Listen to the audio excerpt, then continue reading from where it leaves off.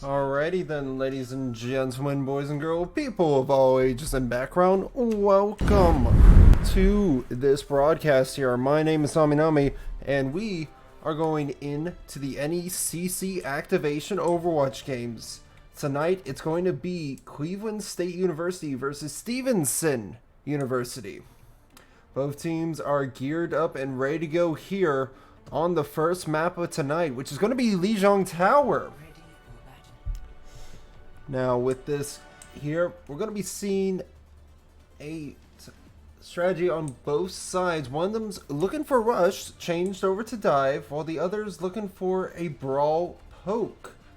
We're going to be seeing a huge damage coming out of Wisner here from that Symmetra, but they better be careful because we're going to be seeing possibly railguns and combo jumps with the Winston, Genji, and Lucio. Now we are experiencing a bit of a pause here. I'm not entirely sure why as of yet, but let me also turn myself down here so that way your ears are not bleeding. After all, no one likes that. In any case, for those of you joining in from over on the Vikings side, welcome. It's great to have you here. Last person on his PC is weird and used a 1600 DPI. Sometimes you will have people come into rooms to mess with settings. So always want to make sure you take care of those settings before you go in the matches, typically. At least I would think so. I myself have not played in the competitive scene since, I want to say since I've graduated, which would have been last year in the spring. But nonetheless, without further ado, we're looking to get readied up here momentarily. I think the people to keep an eye on specifically is going to be Dez and Wisner for DPS. Stargazer and 49 are going to be having a bit of an at odds, but I think the advantage will go to 49 and Stevenson here against this dive. So good luck to them. Let's see how they engage this. Going to be keeping eyes on Irulio. We'll just call him Rule for short. We'll hear notices that they have the setup with the sim. They're going to be trying to play the odds here, engage this encounter. We do see Stargaze start to make their way in, but they're not looking too happy with this predicament. In fact, it's a little too dangerous for them to handle. With that, it's going to have to be the Vikings to back off for now as Stevenson takes the point. What's this? Dez from behind here, able to just sneak on by. What are the odds? Lucky if you ask me there.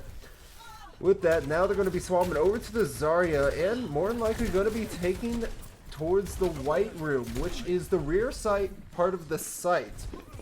We'll be seeing active rotations here from either teams as they make their way across. Stargaze looking to get an engagement here, and Stevenson doesn't have many turrets set up.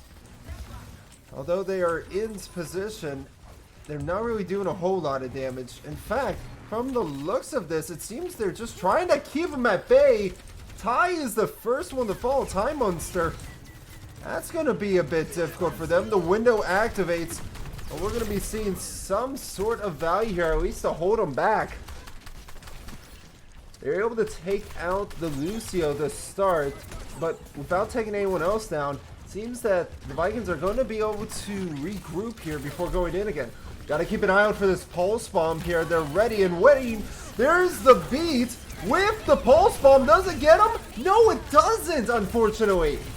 It was not able to get enough damage in. Even with that beat, they're trying after the Orisa so hard, but it's not enough. Tuning in over to Wisner here, dialing in on the Tracer, trying to hunt him on down, but Tracer must back off. The point does turn here as we see Land go for an overclock.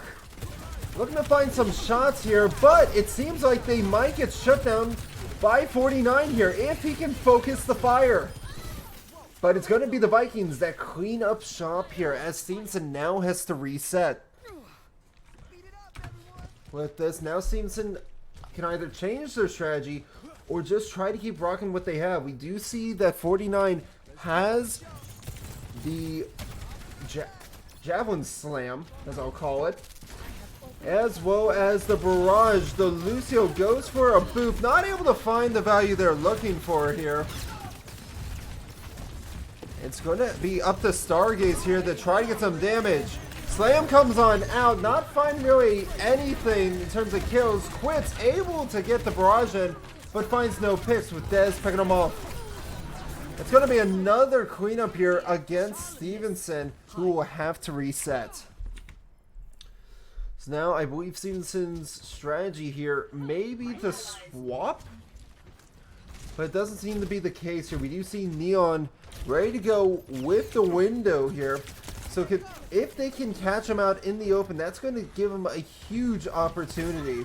They just need to get past the middle area, but they're going to be activating that window early. In fact, there is Lucio now, seen in the open and taken down by Wisner. Stevenson has a huge opportunity to turn the point. However, they lose their Lucio. Stargaze really trying their darndest to get that grab off there. Able to get it off. Dez finding the pick on the Neon, but that's about it there. Looking over at 49, they have fallen, and the point is in complete favor of the Vikings, unless they can shut down land. Stevenson only has a Lucio on point, trying to touch, but not able to make it. The Vikings take round 1.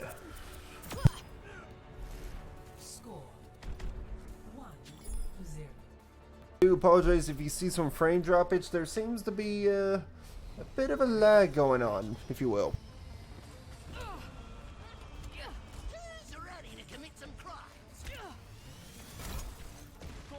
Now this is interesting. We're seeing here Stargaze on the Doomfist. I'm curious about how Doomfist is going to function on this map, especially after seeing that your opponents ran Orisa for the longest time. But there it is. They go over to the Zarya.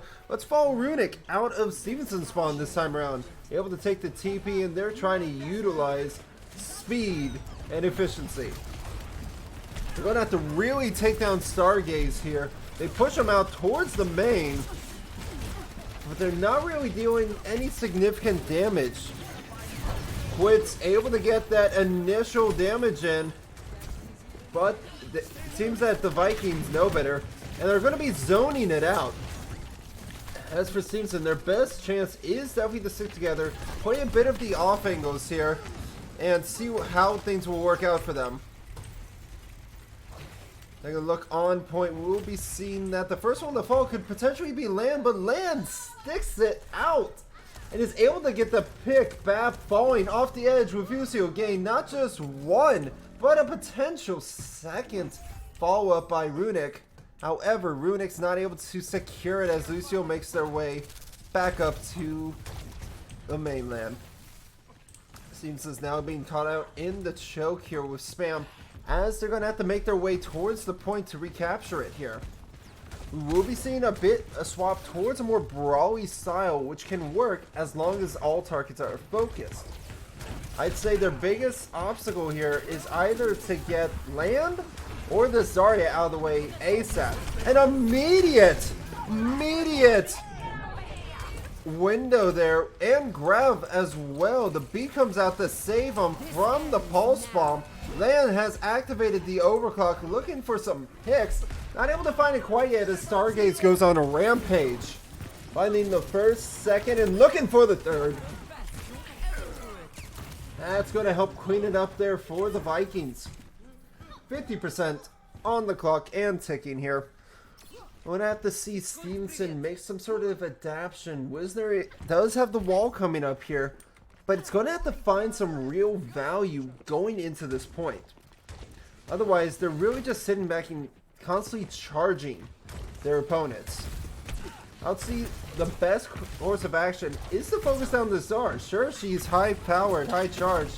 Maybe just take that to them. Like, get their overconfident, waste their bubbles, and then push in on them.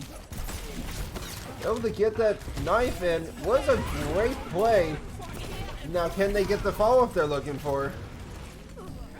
Land does take out Wisner again. In fact, Land has been on a roll this match here. They just seem practically unstoppable, taking as many off angles as possible.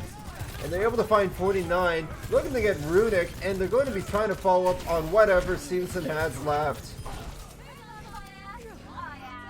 With that, there's 15 seconds left on the clock for Stevenson to touch now. I'm not sure they're going to have time unless Lucio makes it, but the grab is going to stop him. Lucio's the first to fall. Unless Reaper can get a teleport, there is no way they can touch here, unfortunately. I stand corrected.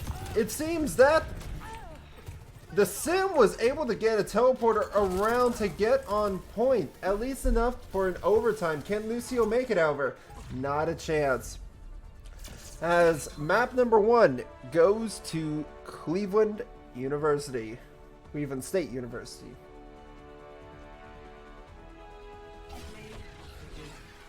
And a little bit of a nut back to the 80s here. Checking in on Tracer for the flanks. I would say a really good use as a DPS is to constantly be an annoyance to your opponents in order to flank them. That tends to be crucial in dive comps such as these. But without further ado, we're going to be going just over to a little intermission here. I'll speak with you all folks while they decide the map. Well, it seems the camera doesn't want to be working quite yet. Probably need to give it a moment. Has been a while since these cameras were last used. Ah, there we go. Hello there. It is I, Sami. Now taking a look at this, we're going to be going from a control to an escort map now, if I'm remembering correctly. An interesting thing about doing an escort versus a hybrid is that it's really all about just keeping on the point the entire time, while a hybrid is defending a point from progress while having to defend a push. Now it seems I am confused. They have gone for a Nimbani, which is a hybrid map.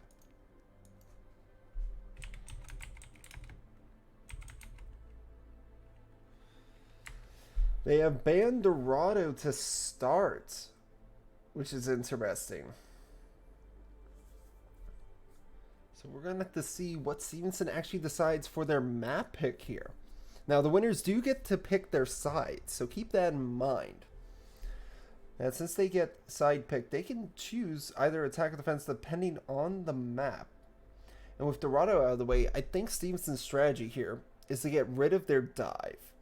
Personally, I think it would be better for Stevenson to fight in a dive map. I think Stevenson can do much better against the dive comp here. As we saw with that Zarya brawl, that was difficult. It really was, because with the brawl, you have to try to out-pressure your opponents, or at least take out their backline from the healing. If you can't do that, you're going to be in for a rough time. Now, we are going to be heading over to Circuit, and we're getting a couple of subs in here from Stevenson. We're going to be subbing in Quits for Rinzer, and Akusar, also known as Planet, for Runic, which is going to be interesting here. Both sides seem to be getting readied on up here, so we'll turn it right back over in a few moments. But I would say, prediction-wise, going into Circuit here, I don't think Stevenson is going to be strong after watching that first map. And reminder, these activation matches, they are a best of, not really a best of, all three maps are played. They're a best of 3 format, but all 3 maps will be played for the sake of seeding before the regular season. So they don't count towards anyone's record. They're just for the sake of trying to balance the league here. But without further ado, both sides are questioning for a ready up here. Just waiting for the confirmation from Stevenson to go on in. And after talking strategy, I think either Stevenson's best bet is to play a bit more poke spam, or just in general out pressure their opponents. And I think poke spam is going to be the way Stevenson chooses to play this on the attack as well as the defense. Now, I'm not sure about the Vikings. Seeing how they were playing dive to brawl and a little bit of a doomfist over wrecking ball for choice, I'm curious how they're going to be choosing circuit. Let's take a look, shall we? Welcome to Circuit Royale. For those of you that don't know, the main inspiration with Circuit Royale was actually F1 racing.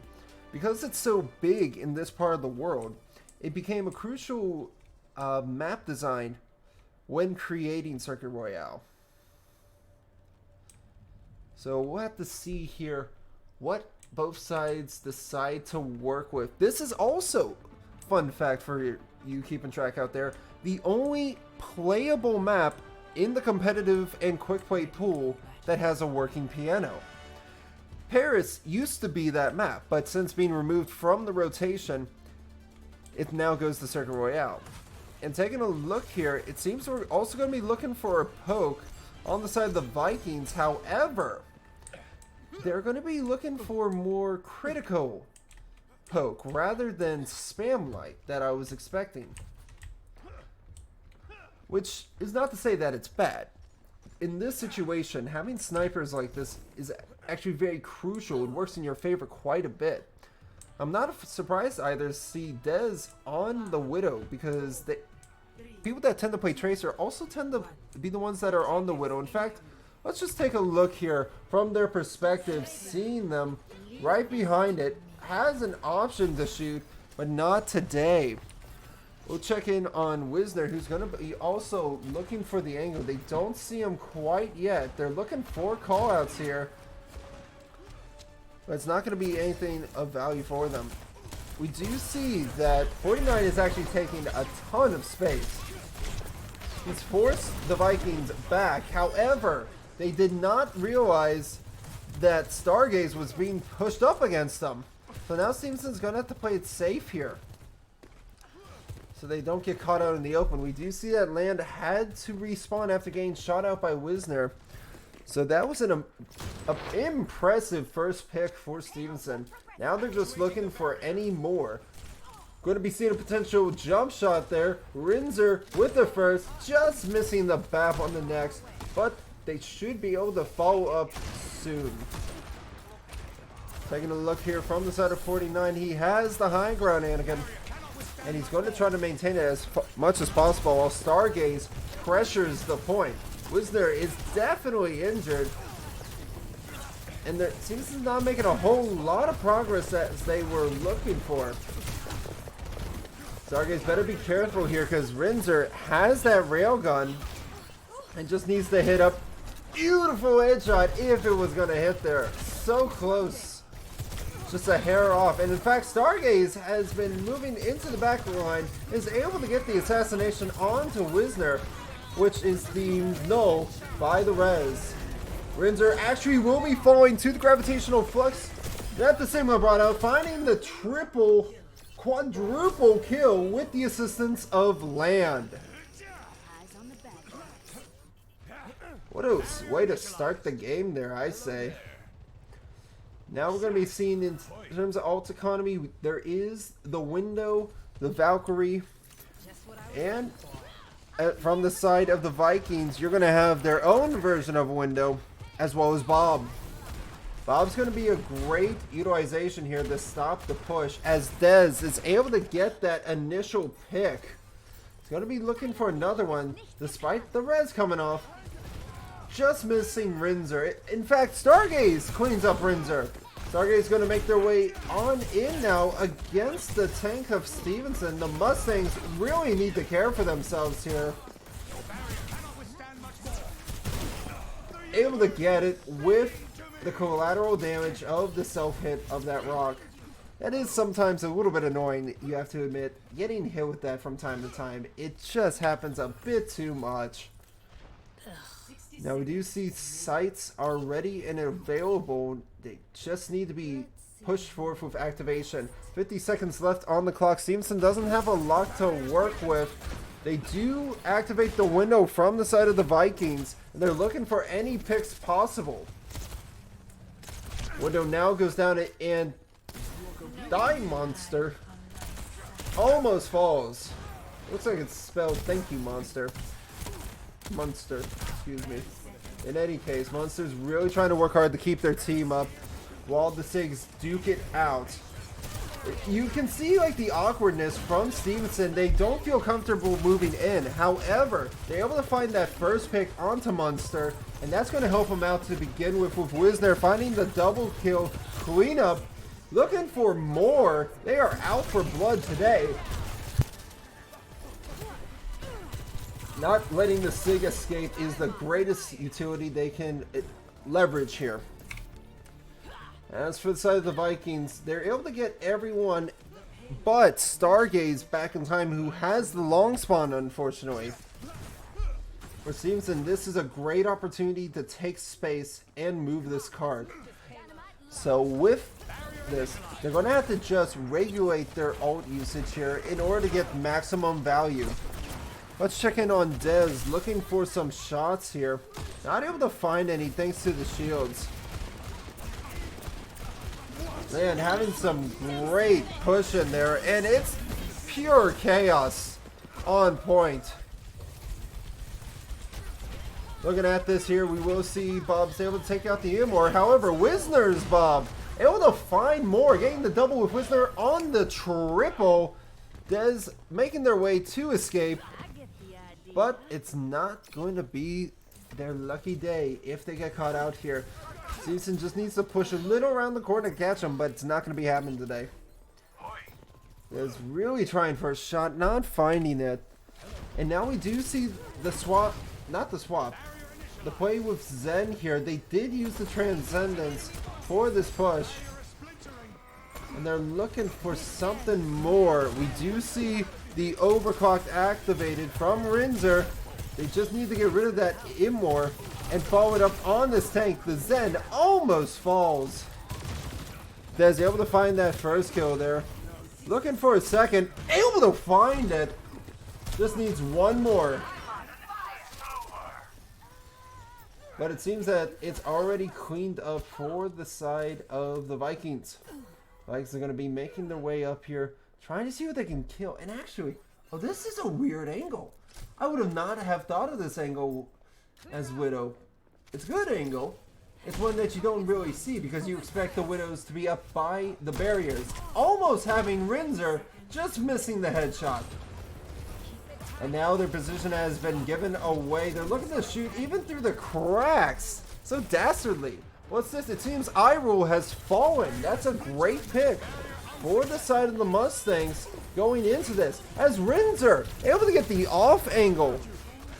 And we'll be seeing Wisner having to hide from this window for the moment. They don't have immortality. And overtime is now in effect. Bap has been brought back. I'm not sure about this choice here of a res. He needs to stay alive with this window. Trying to be a hero, but just not today. Stevenson's going to have to end their push there, almost getting the second point. As round one completes, we'll be swapping sides here. Vikings will now be on tech. Stevenson on the defense. And I think strategy-wise, Stevenson had a good idea, but it was very still. We saw a lot of slow ult charge building there from the side of Stevenson. I felt like the Vikings had a better chance building up their ultimates than Stevenson did. And it seems that we are trapped in the spawn room. Interesting. Nonetheless, we'll have to take a look at how Stevenson's going to defend this. I believe they're going to go right back to what they did beforehand. So we'll just have to see here ourselves. So from the looks of it, it's going to be the same strategy from both sides again. There was a bit of a tease on the Ilari there, but they swap it over to Lucio. I have an idea that they're going to be utilizing this Lucio to push against Stevenson, to push Stevenson into their opponents. So I have to see how this is best utilized going out of the spawn here. Best case scenario is going to be these off angles here. Giving away their position with that first initial shot. Widow playing very far back, just missing. As Wizard's going to be looking for another shot yet again. There's the Widow peeking out in the open and just needs an ample opportunity in order to take down the Vikings. Seems that the Widow's just hitting beside the shoulder there, which is causing so many of these headshots to miss. And actually, it's going to be Dez finding the first pick. Neon falls to start, causing Stevenson to run away. In fact, 49 almost dies himself. Munster able to find the pick up there with the Zen, and he's going in for more. He wants blood. Seems Stevenson's just going to have to fall back ever so slowly, as it's going to be up to the Vikings to take this first point. Not able to find that shot, but very ambitious nonetheless. Great idea to try to go for it and keep the intimidation factor at an all-time high. Stargate is going to be making their way up towards the corner before making their way back. They understand that the point just got captured, so it's not moving quite yet. But once it does, he'll start to take some space here with this ult. I believe the best time is going to be going after the Ash.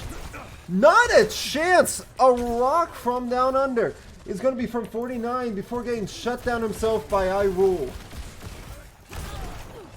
Was they're really, really loving that Mercy Pocket there. Without it, they probably would have been dead long, long ago. The Stargaze is just not letting up. They want to make sure that Stevenson does not forget what it means to have space. He is just pushing in completely merciless. I mean, look at this space. This is ridiculous. Bob's going in for the touch, able to get there, but he's past the point. He's not able to stop it as the Vikings take map number 2.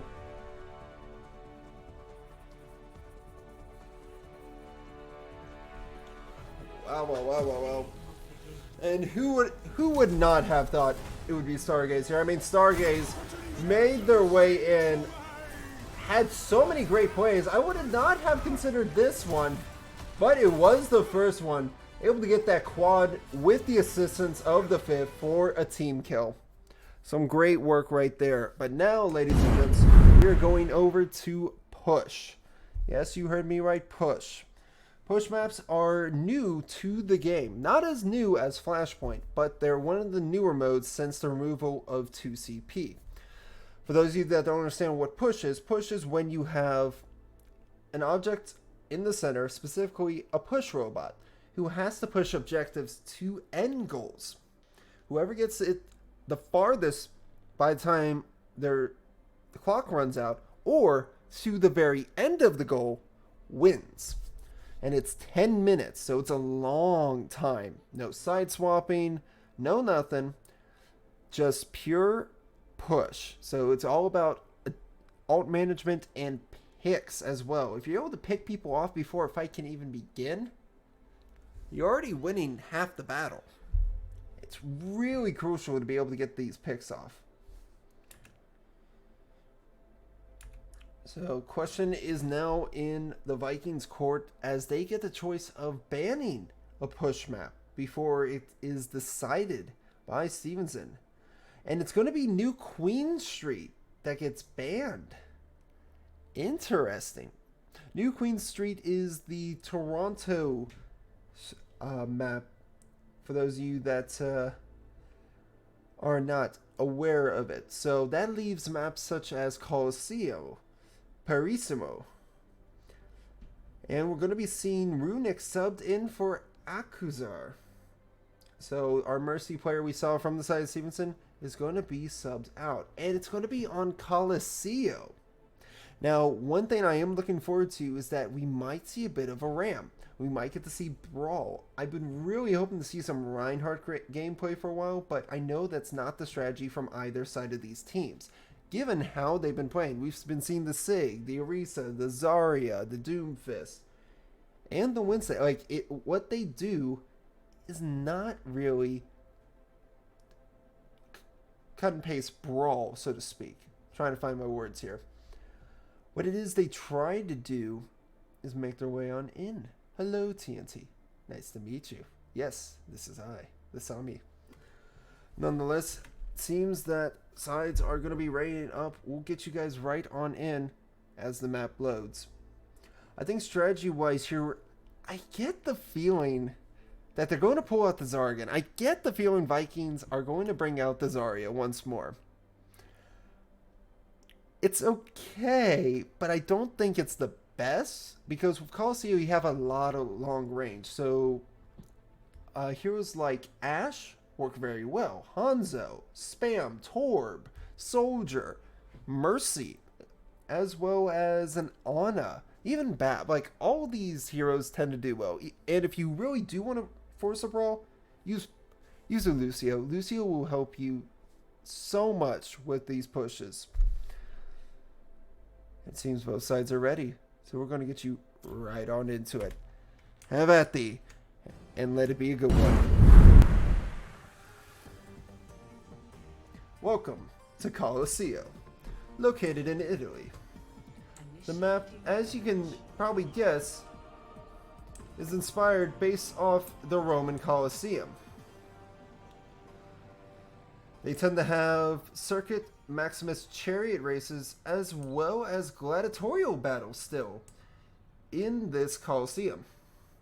It's something that you would not expect to see in the modern times. However, it seems to be alright here, especially since to some people Omnics are dispensable, but it could just all be an act as well. For those of you that may know, you may recognize a certain Crusader helm for a visor, but nonetheless, oh, this is an interesting swap here, ladies and gentlemen. Monster on the tank and Stargaze on the support, specifically Ilari. Interesting choice here. It's going to be Orisa v Orisa. Who is going to come out on top? Will it be the power of nature or the power of technology? Let's find out, shall we? Rins are going on in here. He's going to try to be as quiet as possible, playing around the sides. We do see a bit of a cast, and it's going to be Tracer on the flank. This is going to be very dangerous for Wisner. Playing around the side like this, they need to get rid of that BAP. Focusing in on the main fight here, Munster trying to take control of this spot from the start and make space for the side of the Vikings. Stevenson here, however, is going to try to fight against it and push back. It's going to be actually Stevenson who used Runic first. I'm not sure how Runic got caught out, but that bio grenade definitely will deal a great amount of damage here.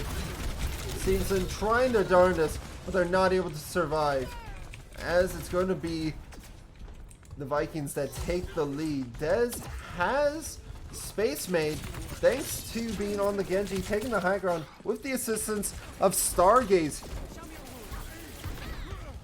They're trying to take as much advantage of the space as possible, but they are quite spread out. If Stevenson can focus fire here, I believe they're going to come out on top. Dez has the high ground here, and a beautiful reflect against Rinzer. That's going to make him think twice before trying again. But here's 49, moving on in. Rinzer does fall, and again, it's the grenade. I still call it the flashbang, even though it is not.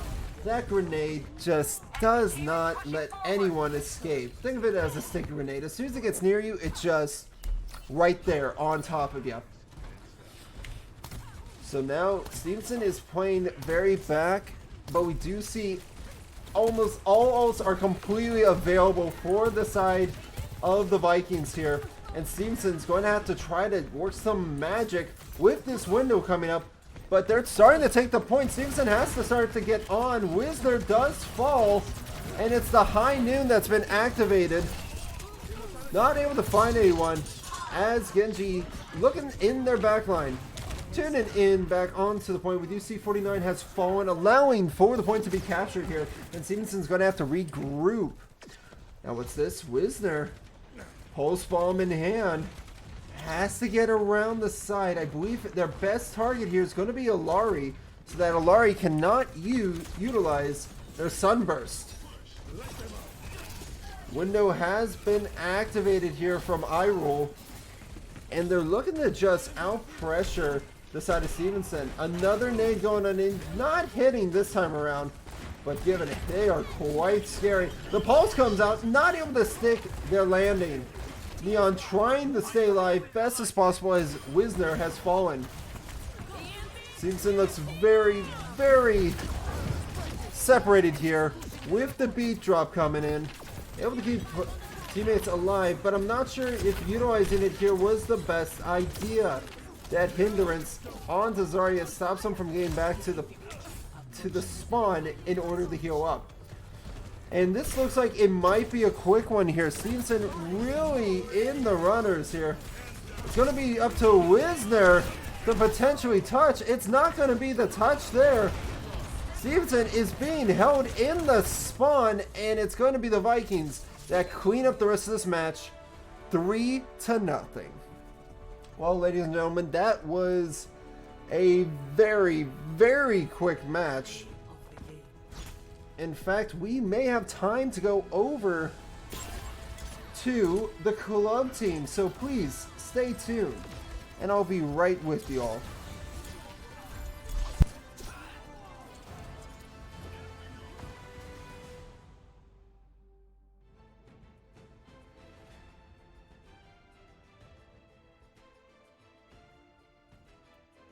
So we'll be seeing you all in a little bit. Don't go anywhere. We'll be right back.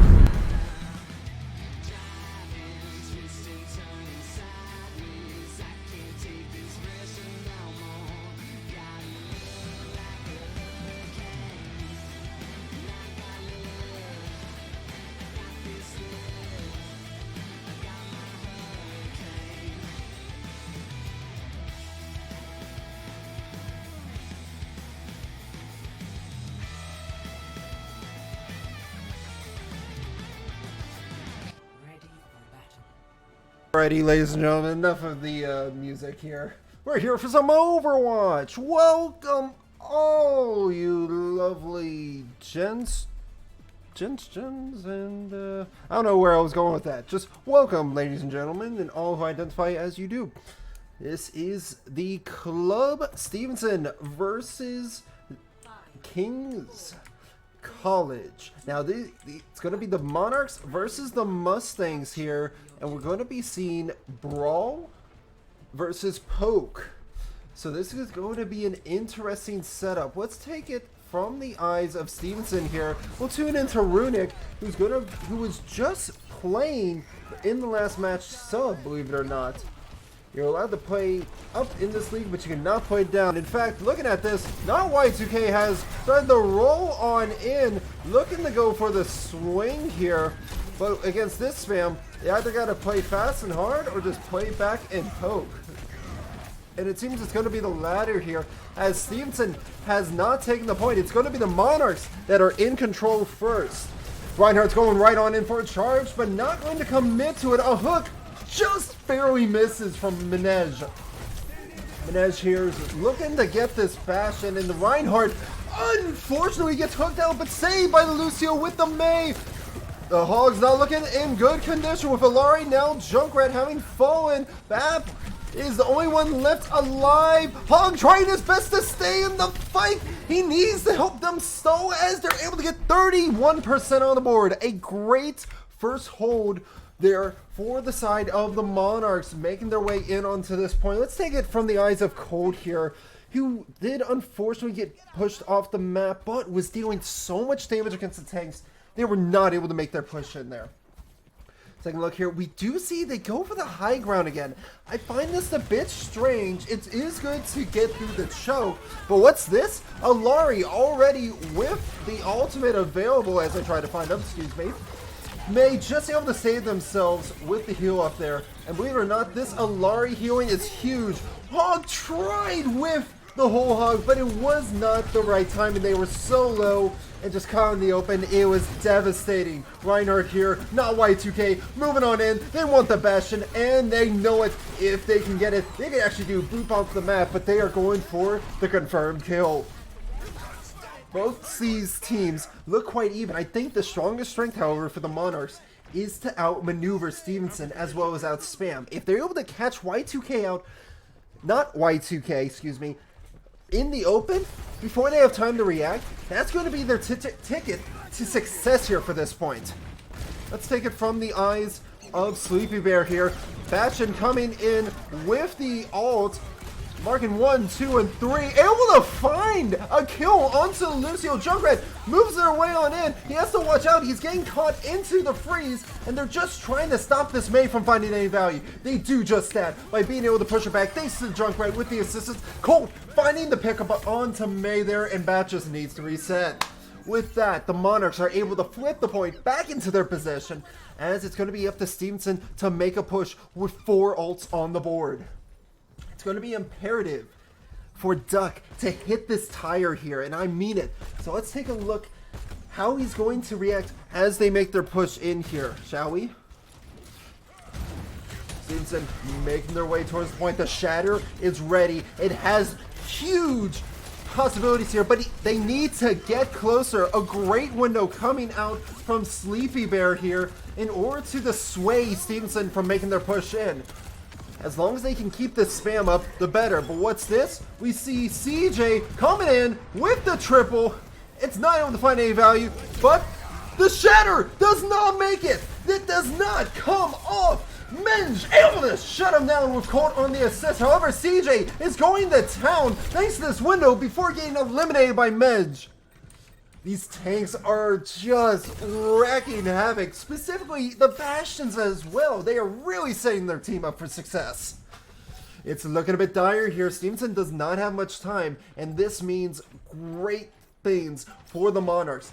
5 seconds left. Reinhardt, you got to be very careful. You just got to make it onto the point with the team. The Shatter comes on out, able to knock down the Roadhog. They need to stop anyone else from making the touch. It's going to be the Tire coming in here. Tire able to not get the kill, unfortunately. It did a good bit of damage, but it wasn't enough. And the boop off from CJ, assisted by Runic. That's going to be a team kill for the Mustangs, as it's going to be 5 seconds. There is not enough time for the Monarchs to get back, unfortunately.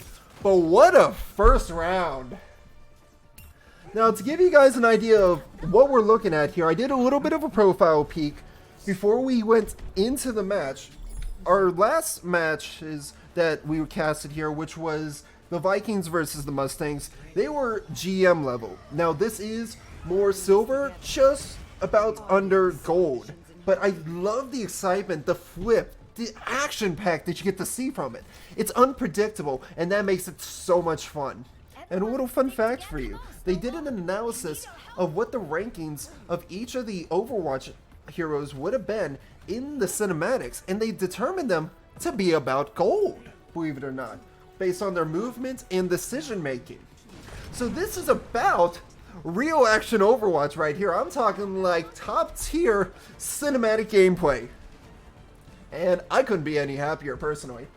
We make our way to the point where we're going to be seeing Stevenson make the push up here. Let's take it from the eyes of Akasar to start this time around. Able to get those heals up, but way out in the open, caught out by the Lari here. Who's able to find the great value. Excuse me, it seems that I have accidentally tabbed out by hitting my print screen. How embarrassing.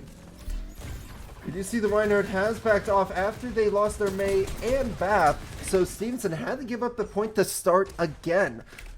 Monarchs now really just relying on the spam, and Colt's going to be the star stud here for the side of the Monarchs in order to keep the Mustangs at bay. Reinhardt going in for the pin. He's going aggressive. I'm not sure if Reinhardt meant to do this.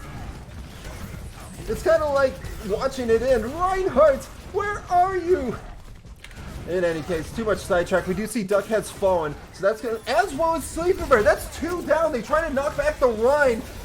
They can barely keep the Roadhog alive. It's looking bad, but the Sunblast goes in, not able to find a kill despite what they were aiming for there.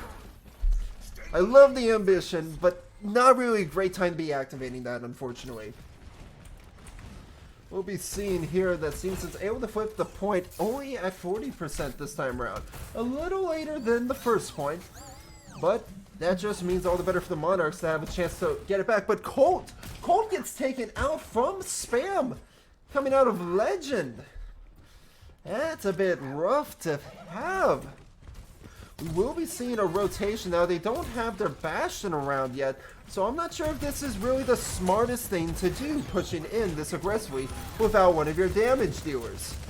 They're able to get the immortality down for the Hog, but they do lose Alari and the Junkrat. Colt just got back. I think the best bet for the side of the Monarchs here is to try to actually bait in Stevenson.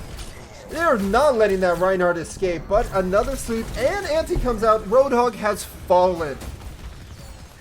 Stevenson is playing this very smart. They're not overextending, but I might take that back as a Legend just barely able to get out alive.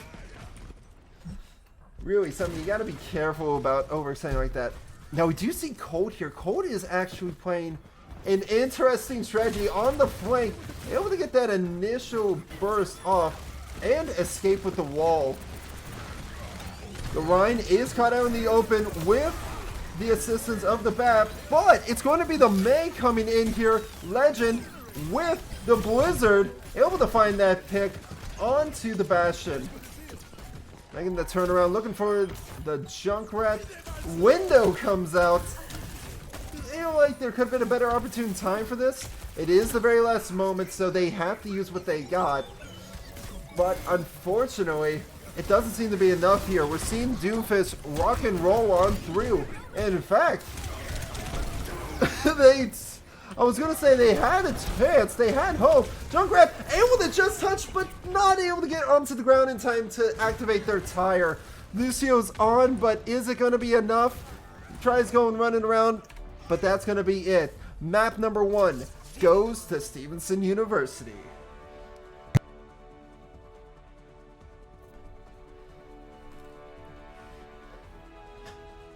A real good starter for the match tonight, and following up with CJ's play of the game. The shutdown, I believe, was crucial. In fact, I have no idea, no comprehension as to how they could have lived through that tire. That should have decimated him. But without further ado, hello there everyone, my name is Aminami, and this is what I look like. So you'll be seeing this ugly mug for a little bit, at least for tonight. We're going to be going now from the control, which I like to call King of the Hill, over to a push. Not a push, escort. That's the one. So it's going to be a King of the Hill to escort, and then to a push. Now there is something to note here. Something different from this league. For those of you that have joined me since the ECAC era, yes, I call it the ECAC era. I've been with it at least for 5 years now. It's going to be the winning team that gets to ban a map of their choice on the next mode. And Junkertown is the one that's going to be banned from the side of Stevenson. So Junkertown cannot be chosen as an escort map. So now it's up to the Monarchs here, King's College, to decide what they want to do. I would think for their strategy, they were playing a lot of Roadhog, and then they went Doom to try to get back quick.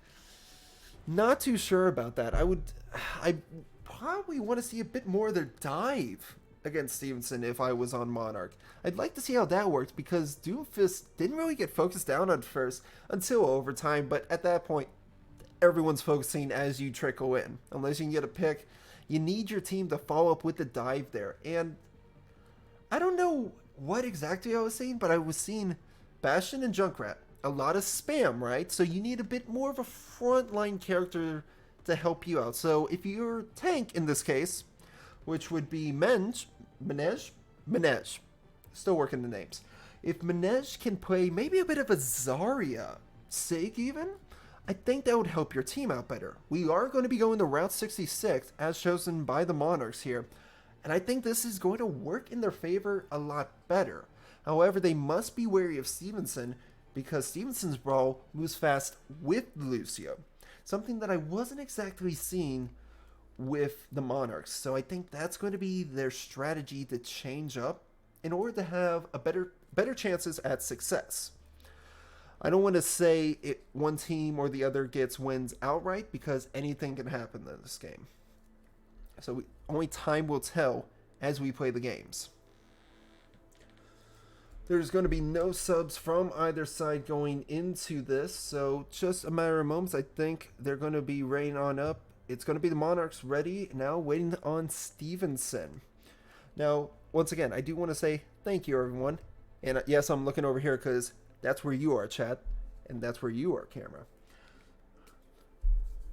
I would say, oh, and a little other thing I forgot to mention.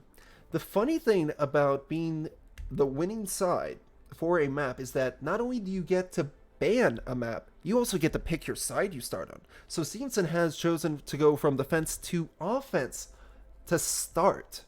So that means whatever strategy that the Monarchs had for their attack is going to have to be put on hold until they swap sides. So we're going to have to see what the strategy here is. Shoot. I do have to take care of one little thing.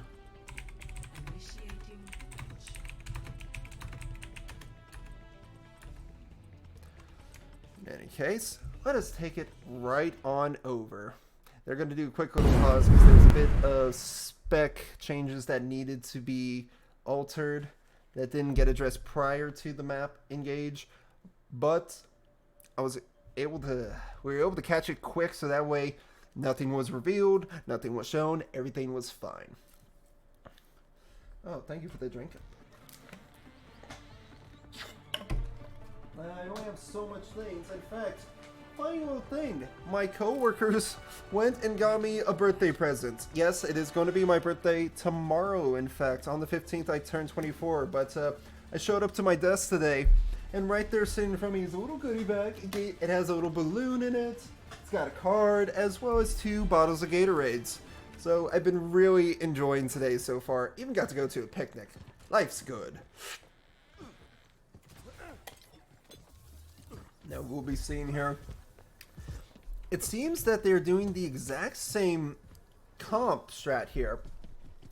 I'm not too sure about this personally. Because take a look at Stevenson here. Yes, they have a similar comp as last time. However, you get the change up from Runic on the Ana for those anti-nades, as well as Legend on the Sojourn for those immediate headshot kills if they're able to land it. But the greatest advantage for Duck here is to utilize the spam. You could use actually the trap to place right in front of them on the corner there. That deters players from actually pushing you to start. Let's tune into the ground here. We will be seeing Manege in a bit of a world of hurt, but Stevenson's not pushing against him. Thanks to Colt here, they're able to keep him at bay. In fact, CJ has to be careful not to get eliminated themselves.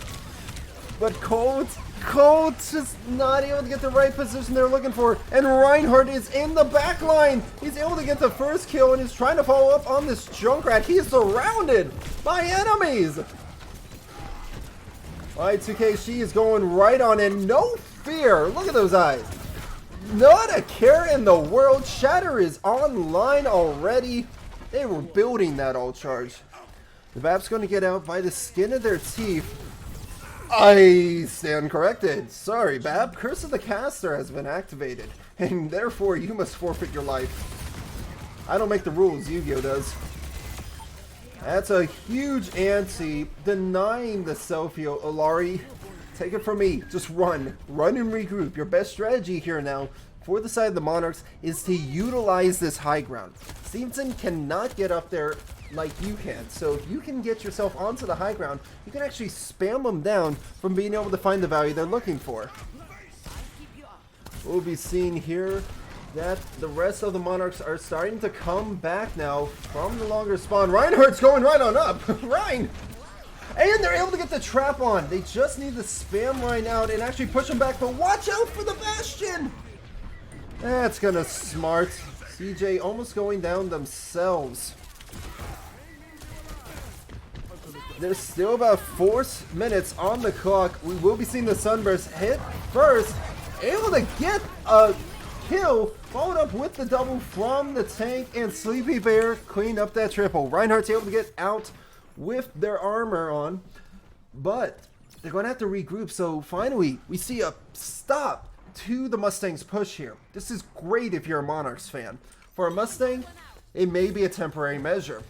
As for those of you that don't know, the Mustangs, from my own experience being around them, have been training hard. In fact, they've been playing against the varsity team in mixed matches, so they understand a bit of how to work. These are some newer players, so they're reacting as best they can. But Manege, they're already dead, please! Manege does not care. Manege is out for blood, and they want more.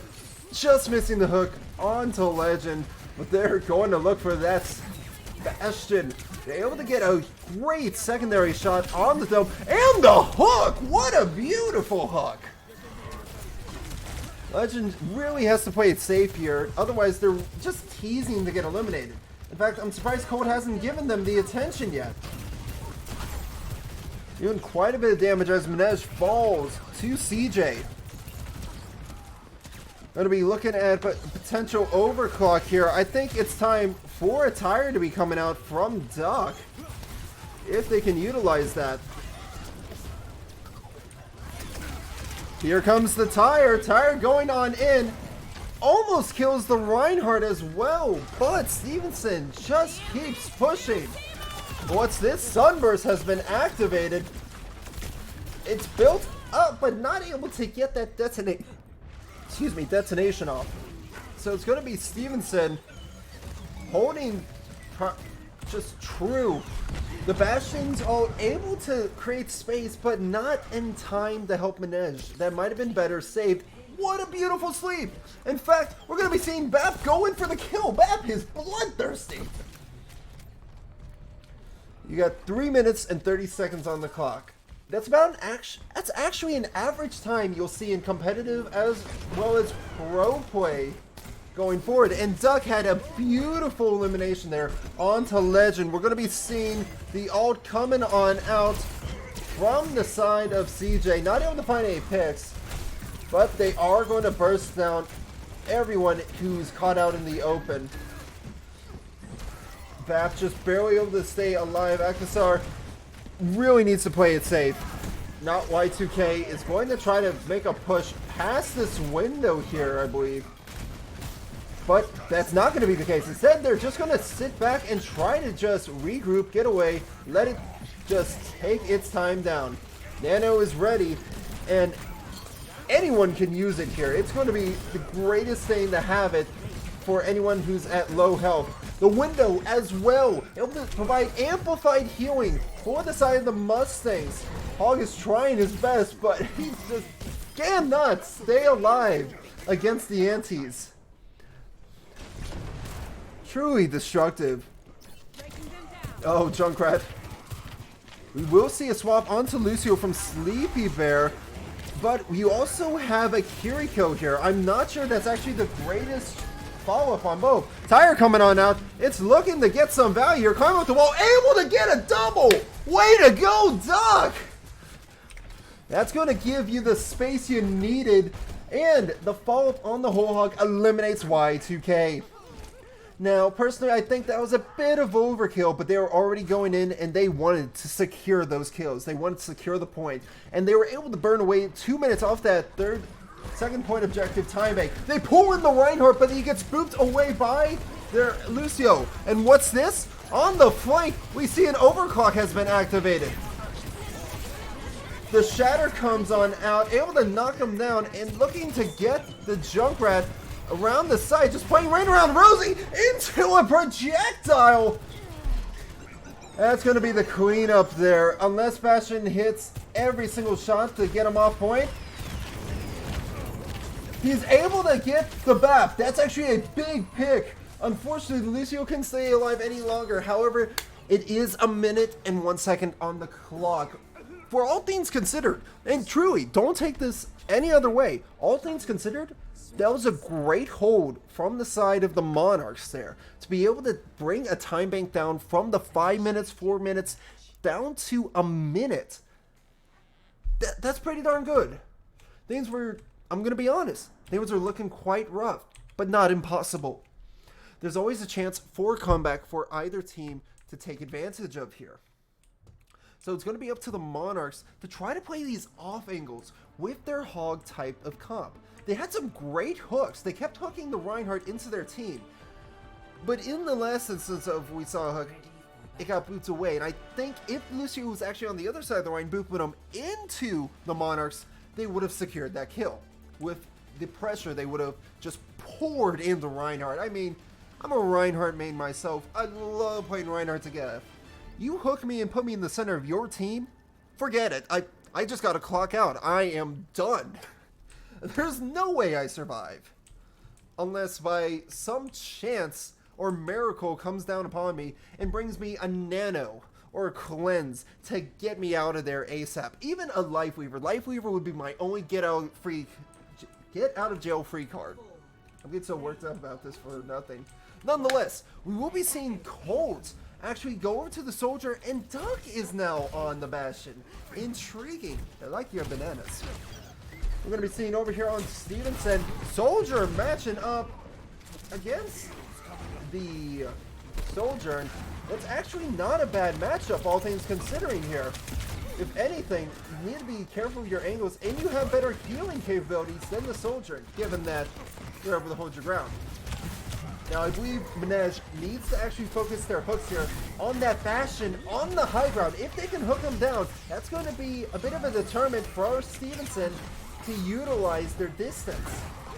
That distance is what keeps Stevenson so oppressive here. And Minaj went for it.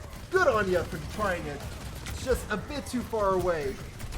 We are seeing a great amount of ultras from the Bonafide side, but Manege is the first to fall, not able to get back to the immortality in time. And if Y2K actually followed up with that charge, I get the feeling they would have pinned the Bastion there. Duck able to get that kill. That is just what they're looking for. That's the lead they need to stop the spam from coming on in. Y2K needs to get some more ult charge here to get the Shatter ready to try to stop Duck. And stop him, she does! Duck has been taken down. In fact, a charge from all the way from the point there, able to return and assist the Ana. Leave no man left behind. Reinhardt's just going right on in, able to wait out that anti was a great idea, although the hook was a bit early on the sleeve. CJ able to find the BAP. Oh, so unlucky for the side of the Monarchs. But they do have Bastion out. But the Shatter comes first! Shatter able to find the first! Looking for the second. That does go on to the Roadhog. They're trying to follow it up onto the Soldier. They're not able to stop the Soldier from eliminating the Baptiste. That's going to be bad. Stevenson is now down a healer, and the spawn is closer for the Monarchs to make some value here. So we're going to be seeing them go into the high ground. What the Monarchs need to do here is they need to start this Bastion ult early, clear out this high ground in order to move on in. A great fire strike. Well, what's this? Stevenson's is going to be the one to ult first as Soldier gets behind but eliminated. Great situational awareness to take out that backline. Visor is coming on out and it's looking to get the Bastion, but he's standing a bit too still. And that is not good to be playing that there as a Soldier. You want to try to go for more of the squishies. Bastion is a bit tougher. Think of it as a weaker tank is what a Bastion is. Because they have that armor, they have a lot better survivability than most other DPS. So they got to be very aware. Is that a Nano? Oh, yes it is. That is going to be a double kill, but Soldier in here from behind looking for the overclock. They do get stopped momentarily. They need to get that Reaper, but Reaper plays to live here. Alien Colt really able to just push through the fear and take out the ultimate Soldier. 30 seconds remain. Stevenson has a chance with this Nano here. It's going to be up to Manege to try to separate them, or at least keep them off the point long enough. Stevenson is on now. It's up to the Reinhardts to make sure they get the Shatter. They need to make sure no one touches from behind them. It's a humongous ult. The Bastion ult wipes the team. That's it, folks. Round 66 goes to the Mustangs.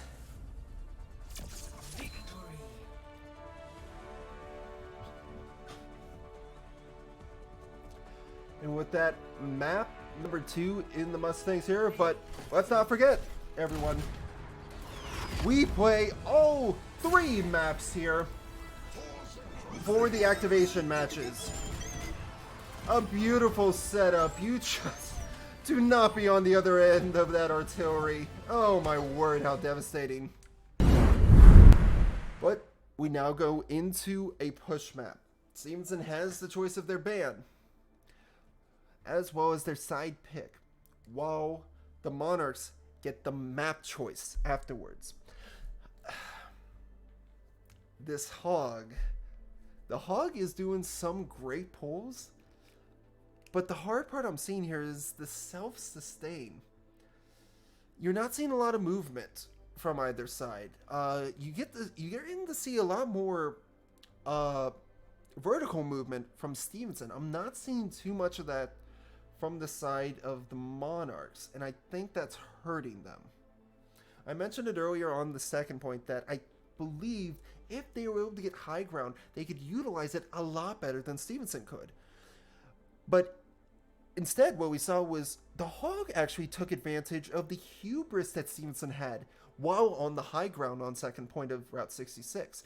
And utilizing that hook and then self-isolation into the garage each time was really what set them apart there for each single stop to the Mustangs' push. If they can continue to utilize the isolation method, they'll have better chances, but I They just need to stop targeting the tank. The tank is not who you want to go for as a Reinhardt, as a Roadhog, unless you can guarantee the kill. You're looking for a quick hook, pull, shoot, and melee in order to combo and insta-kill. Hog did a bit more damage in order to... He used to do a bit more damage is what I'm trying to get at. Now he doesn't, so it's really crucial where you hit on the body, how many pellets hit, and then having your team follow up with you. Now we're going to be seeing Esperanza. That is going to be the next map we go to. This is actually one of my more favored maps in Overwatch 2. I am overall actually a big fan of Push. A lot of people are half and half about it. I'm hearing a majority of people not liking Pushes. They almost treat it the same as 2CP, and I'd say that no, it's nothing like 2CP. 2CP was long as well as difficult to defend half the time, or you roll. And that's what people were really sitting on, is that you either get rolled or you do the rolling. And they didn't think that was fun. You kidding me? Of course that's fun. It's not fun to lose, sure, but if you can have fun with what's going on, make a joke out of it, yeah, it's totally fun. In any case here, we're going to be seeing, going into this map, it's going to be Stevenson ready to go, and it's going to be the Monarchs trying to plan their strategy. Understandably so. In fact, believe it or not, dive on this map is really good if it's executed properly. You gotta, that's the key word, execution of strategy. If you don't have execution of strategy, you're really just single players doing whatever. And the equivalent to that is Call of Duty. Call of Duty tends to be you're a solo player. Yes, you're a team, but you're mostly a solo player. In Overwatch, not the case whatsoever.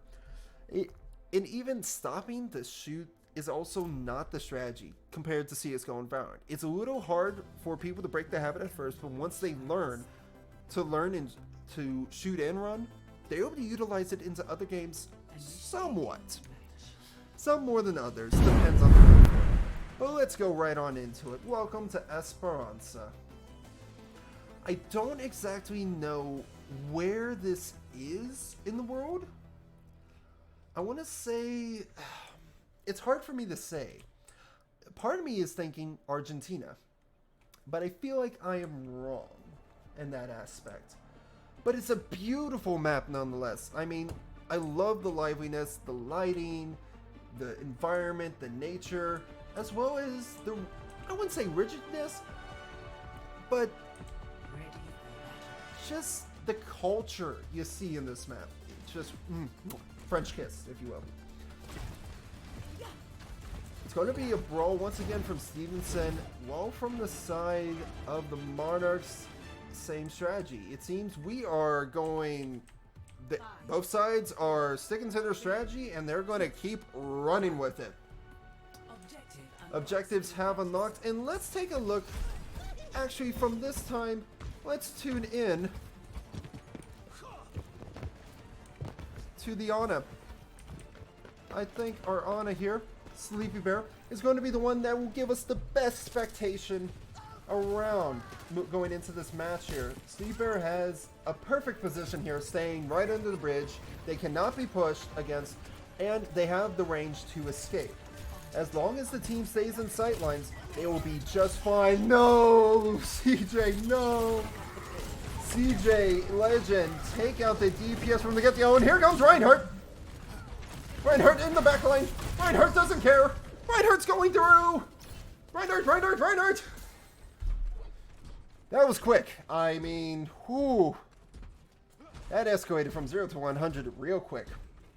Within the first minute, a team kill has been established against the Monarchs, and they're going to have to regroup for this next push. It looks like we're having some swaps come around here. So we're going to be seeing a BAP instead of the Ana. Not a bad decision here. As long as you can build up that window, because then you can utilize spam well. I do like seeing the Winston. This I do like seeing. In fact, if you can utilize it, Winston can pick out the targets quite well. However, you're down both your DPS, which is going to put Monarchs into a very tough state in the first point has been captured. They have some good movement here from Manege, but they are a bit of a fish out of water. However, thanks to the Ilari, they're able to get that first pick before getting shut down themselves. In fact, CJ is out of position! He gets out-pressured, and that's terrible for them. In fact, take a look at this. They're diving the backline beautifully. The Reinhardt is secluded, as well as the Ana. Everyone they go after, as long as it's not the tank, they have a better chance of success with this composition. Now that they're able to push onto this backline here without the tank stopping them, the Monarchs have a chance. I mean, look at this pressure. They're able to turn the point here now into their control. However, Stevenson does have close spawns thanks to capturing the first objective here.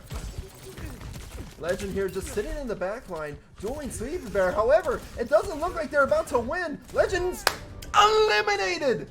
Sleepy Bear able to come up with a clutch elimination there. For Stevenson, their best bet is to actually try to focus on those that can't move as well with the Winston. That's going to be their strategy for success here, I believe. In fact, as long as they get rid of that bubble, the Reinhardt can go in right now with the Shatter. It is massive! The follow-up from the Bastion ult, unfortunately, is not able to find the picks they were looking for because the charge knocked everyone away. However, for the Monarchs, this is a great way to get ultimates out of your opponent. They force them to use Barrage. They force them to use Bastion ult as well as Reinhardt ult, so that's great for them. We do see now Duck switching over to the Bastions to provide some extra spam. Close spawn has been reactivated for the Mustangs here as they continue their push. You do see Stevenson taking control of high ground, and although they're pushing this backline, it's good to be aware, but probably best to leave it alone since it's the one. Alcazar is having a little bit of a rough time against Bastion, but what's this? The Ilari is trying to go in with the Sunburst, not able to find anyone, unfortunately. As Stevenson is going to be not pushing past this window. There's an opportune time to do it, and it was there on the stairs. However, they decided not to go for it, play safe, and stay on the corner. Not a bad strategy here. As long as you can build your ult with the window fire strike, that's devastating. Oh, seems a strange ragdoll there, standing alone. Unfortunately, it's going to be... Wait a minute. Not unfortunately. That was a great pick from Duck there. Duck's actually in the backline. Find 1, 2, 3. Duck! You mad lad, you! Can you get the 4th? You just need a melee. Oh my god! Duck has saved this game! The come from behind Bastion ult, able to clutch it on up. Duck brings the team a well-needed turnaround. Stevenson's going to have to regroup for this. However, they practically have all ults available. The only thing in the wake here on deck is Colt's Blade. Colt will need to get these healers or the DPS to start. The Shatter comes on out. Not able to find anyone. And we are going to be seeing Legend and CJ find the immediate first picks. There was a good decision for the dive, but they're not going to be finding it here, unfortunately, because of the pressure and peel that Stevenson provides to one another. Unfortunately, Duck, the time has come, good spare. Great ult, but you'll need to regroup with your team for this one. It's go time. We are hearing Legends overclock activate. I don't know if this was a fat finger or an intentional, because unfortunately that is a waste of an ult. They do get the 1 pick out of it, which is what they need, and Bap has no chance. We are looking at a Genji who is bloodthirsty. Colt once more, almost having the Bastion. CJ needs to get out with the Reinhardt. Legend does get taken down, and CJ has fallen. Reinhardt, what is your plan here? The stall pick. Oh, how terrible. In those situations, rather than getting stall picked out like that, I would have fought completely in order to try to gain more ult charge and maybe take the Winston off the map. Not the most likely, but hey, you can dream, right? We'll be seeing here Stevenson making a coming back towards the choke here. but it's going to be the Monarchs who have the advantage of the high ground against Stevenson. Unfortunately, Duck is the first to fall. The Bab is able to find some amazing value. We do see the Same rush going on in, but it's a nano on the Bastion that's going to really stop him. I mean, when you nano a Bastion, you're just saying, please go away. Bastion nanos are one of the most scariest beings to fight against in existence. Hands down. They're just so fearsome. Oh, let's take a look at Duck here. Duck is looking for it. Finding the first, second. They get rid of the immortality, but that's about it, unfortunately. Seems Stevenson's going for the elimination. Able to get that pin in. And not able to find the second, but this Lucio is not long for this world.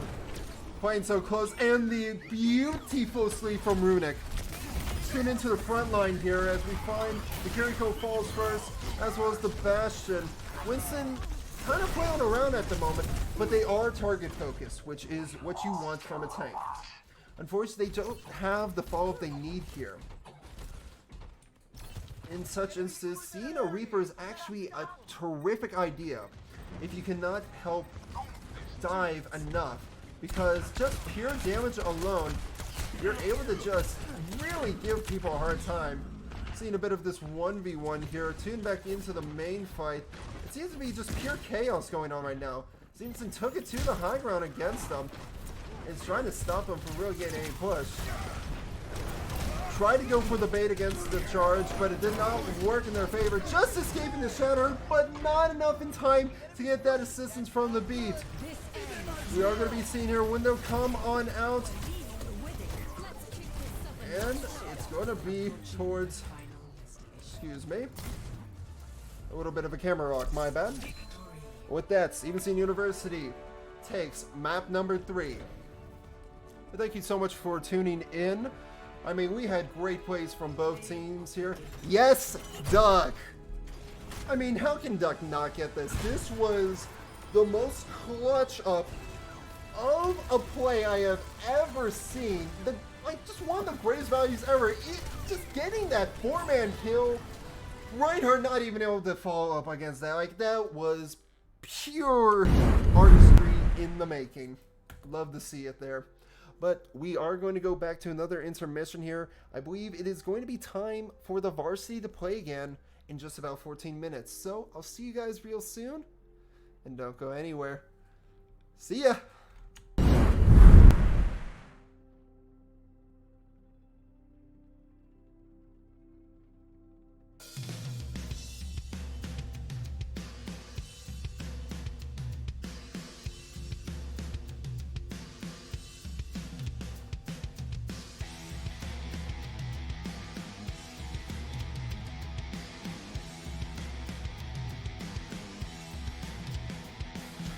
Just give me the beat.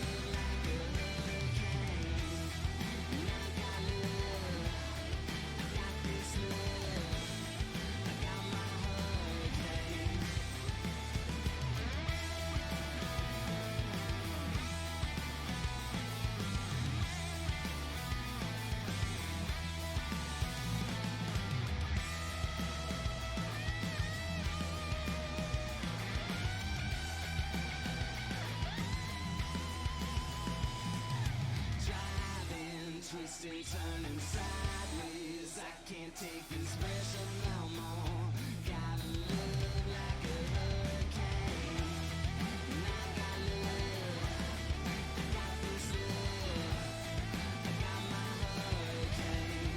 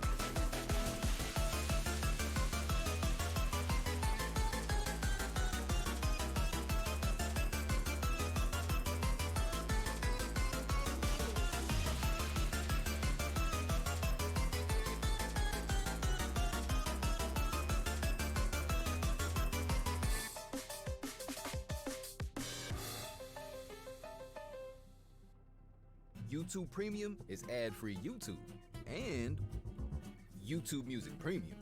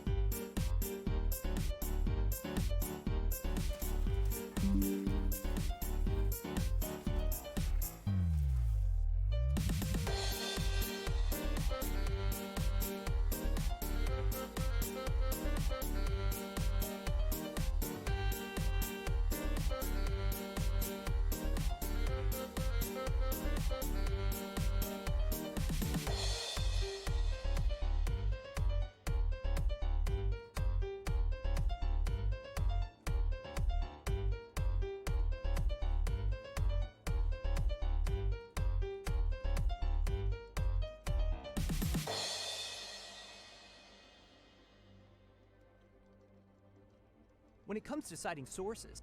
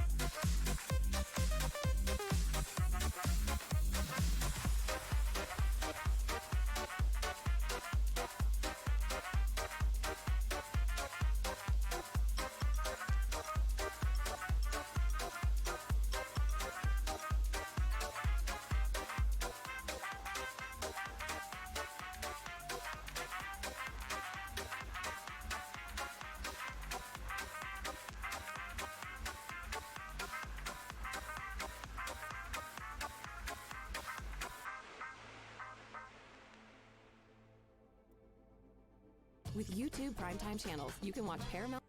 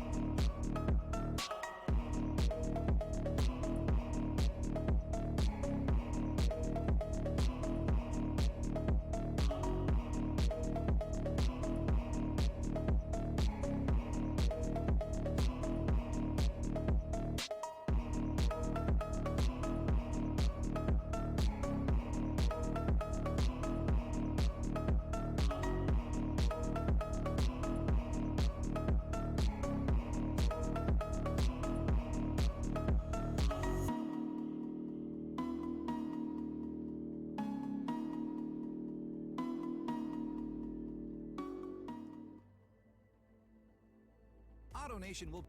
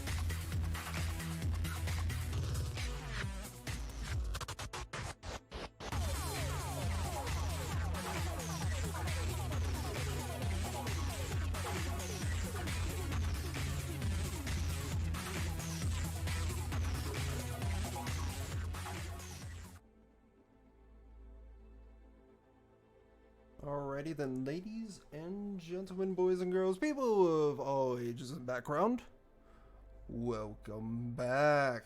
We're going to be loading right on into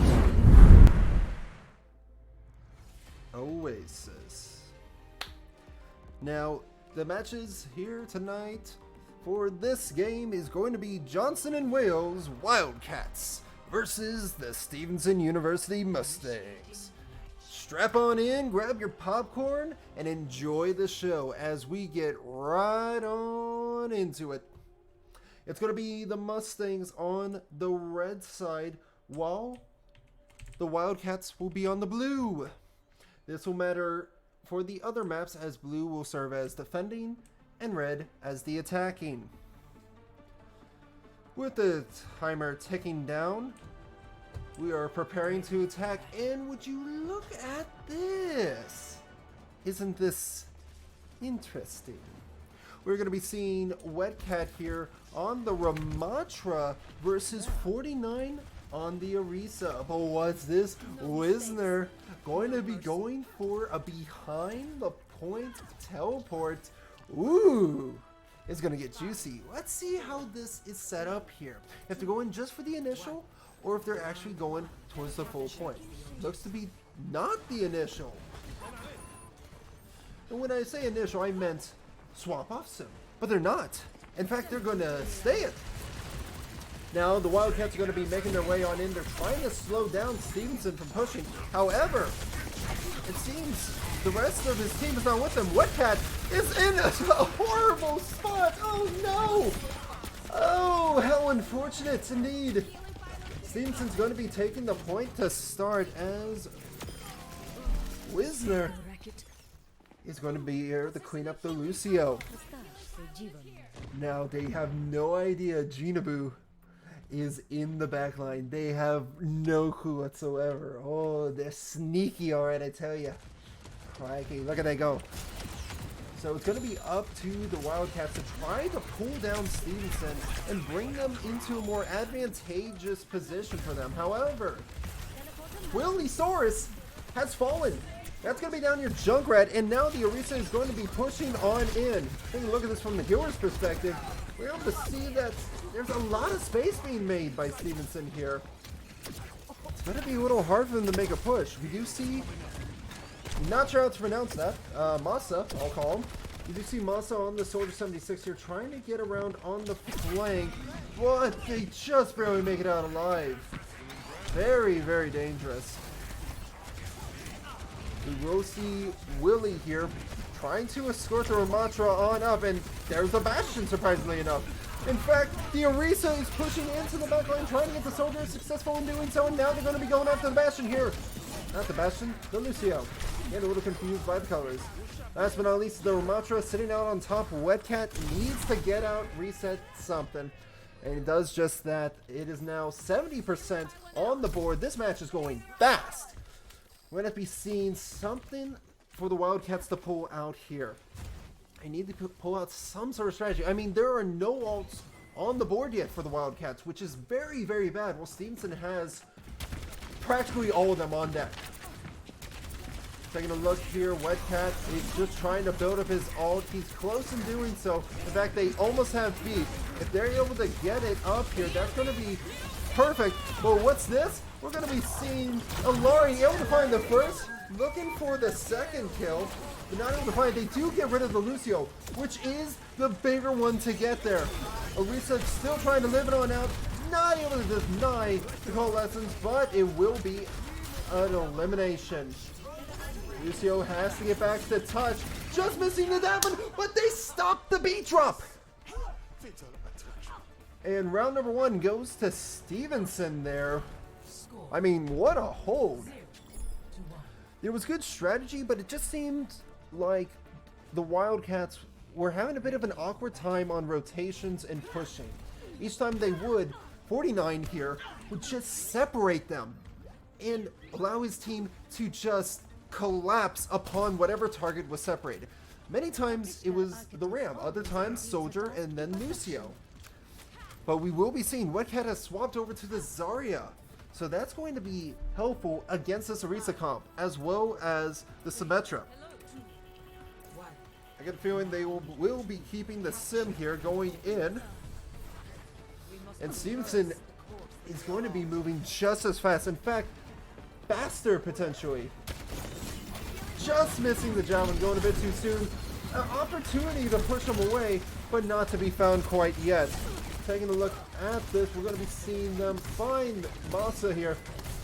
And it's going to be up to the Wildcats to try to get some control once again. Try to retain the mains. They cannot push the high ground knowing the Reese is there, but since the Reese is gone, they have a bit more free reign. In fact, enough that they're going to try to use the Zarya to take pressure on the point. However, Zarya has to play very careful, just under 100 health. And Neon is able to take out the Mercy. The point flips over into Stevenson's favor, and Zarya, although high charge, is not able to really catch him out in the open quite yet. Things are not looking too good for them. A snag of a javelin hit. Able to find those picks there. Mercy needs to get out of here. They cannot stagger anymore, and they need to regroup to try to replan this push. We do see the swap over to the Reaper that can help in the front line as long as they're able to get close enough. After all, Reaper is CQC, close quarter combat. He needs to get in their face in order to get maximum value out of his damage. But Neon is really just letting them have it with those rays. And it's going to be Neon who actually gets the initial knockoff against the Reaper with the assassination from above against the Mercy. Oh, the humanity. Ilari is just so greatly utilized with the pushes. People are still trying to get used to the knockback that Ilari has. And if I'm honest, I think it's just ridiculous how much knockback Ilari has. It's great. It works the same as a Lucio group. But goodness gracious, is it strong. A great grenade off of them. And let's take a look at the Bastion here. Twiliosaurus having the artillery online just needs an opportunity to use it. I would say now versus later would be best. Going for this high ground here. Trying to find some eliminations, but Neon getting just another one there. Let's tune in behind us here. Double barrage in effect here. Bastion, good luck. That's a rough one there. It was whoever got the best value out of that matchup, and it seems Stevenson was the one that came out on top. Map number 1 goes to Stevenson University. Personally, I would say it's hard to predict what the play of the game here is, but I want to say it's Neon. And I'm wrong. Cynic here with the play of the game on the Baptiste. Able to keep his team alive and put the pressure on. Towards the end of that first round, it was just really all about securing the kills and stopping that beat drop. That completes map number 1. There's still 2 more left for this match tonight. The next one we are going to is Escort. Now, Stevenson has the choice of Ban, which gives the Wildcats the map pick. From there, Stevenson once again will have the choice of either attack or defense first. So Johnson Wales really needs to focus on, we saw how they played, what can we do that's more advantageous to us against them? It could be something like dive. It could be something with more coverage, less ledges to get knocked off of environmentally. There's many factors that can come into play here. And Junkertown has been banned. Junkertown is one of those with long sight lines. If you remember from earlier in the night, long sight lines against snipers that do very well, it has been very difficult for Stevenson, at least in this case, for the activation matches. Things can change later down the line, but at least for today, that's what we're seeing. So Johnson and Wales needs to try to strategize here. What is going to be the best selection? We're also going to be seeing a sub for Quits in for Rinzer. That was our DPS we were seeing earlier. So Quits is back on in. I'm losing my words. I just need to take a quick little sip.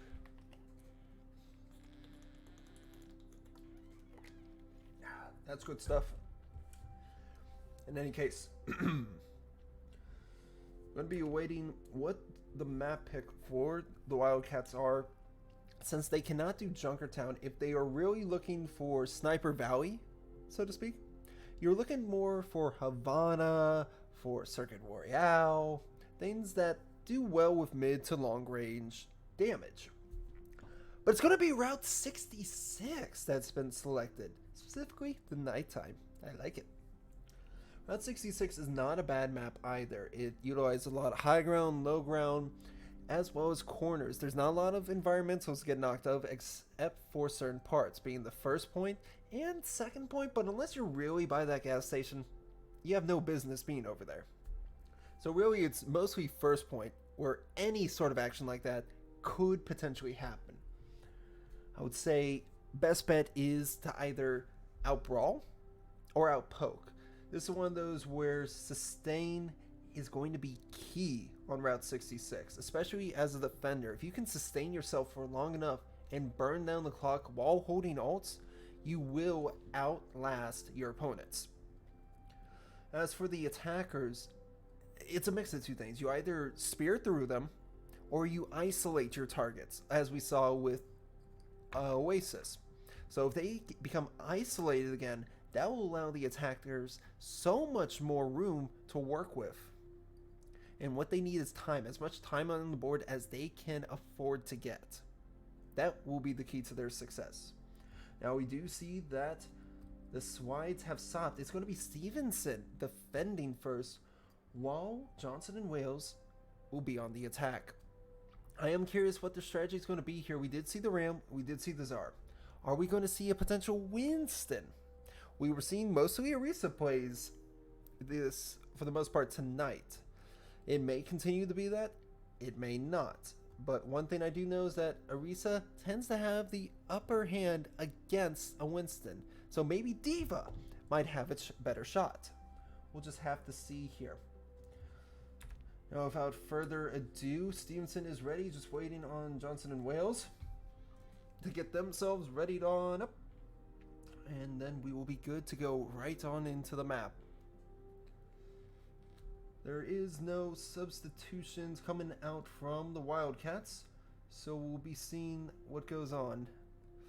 Sorry, those sound notifications have been disabled for this purpose of casting, so I would recommend not doing that.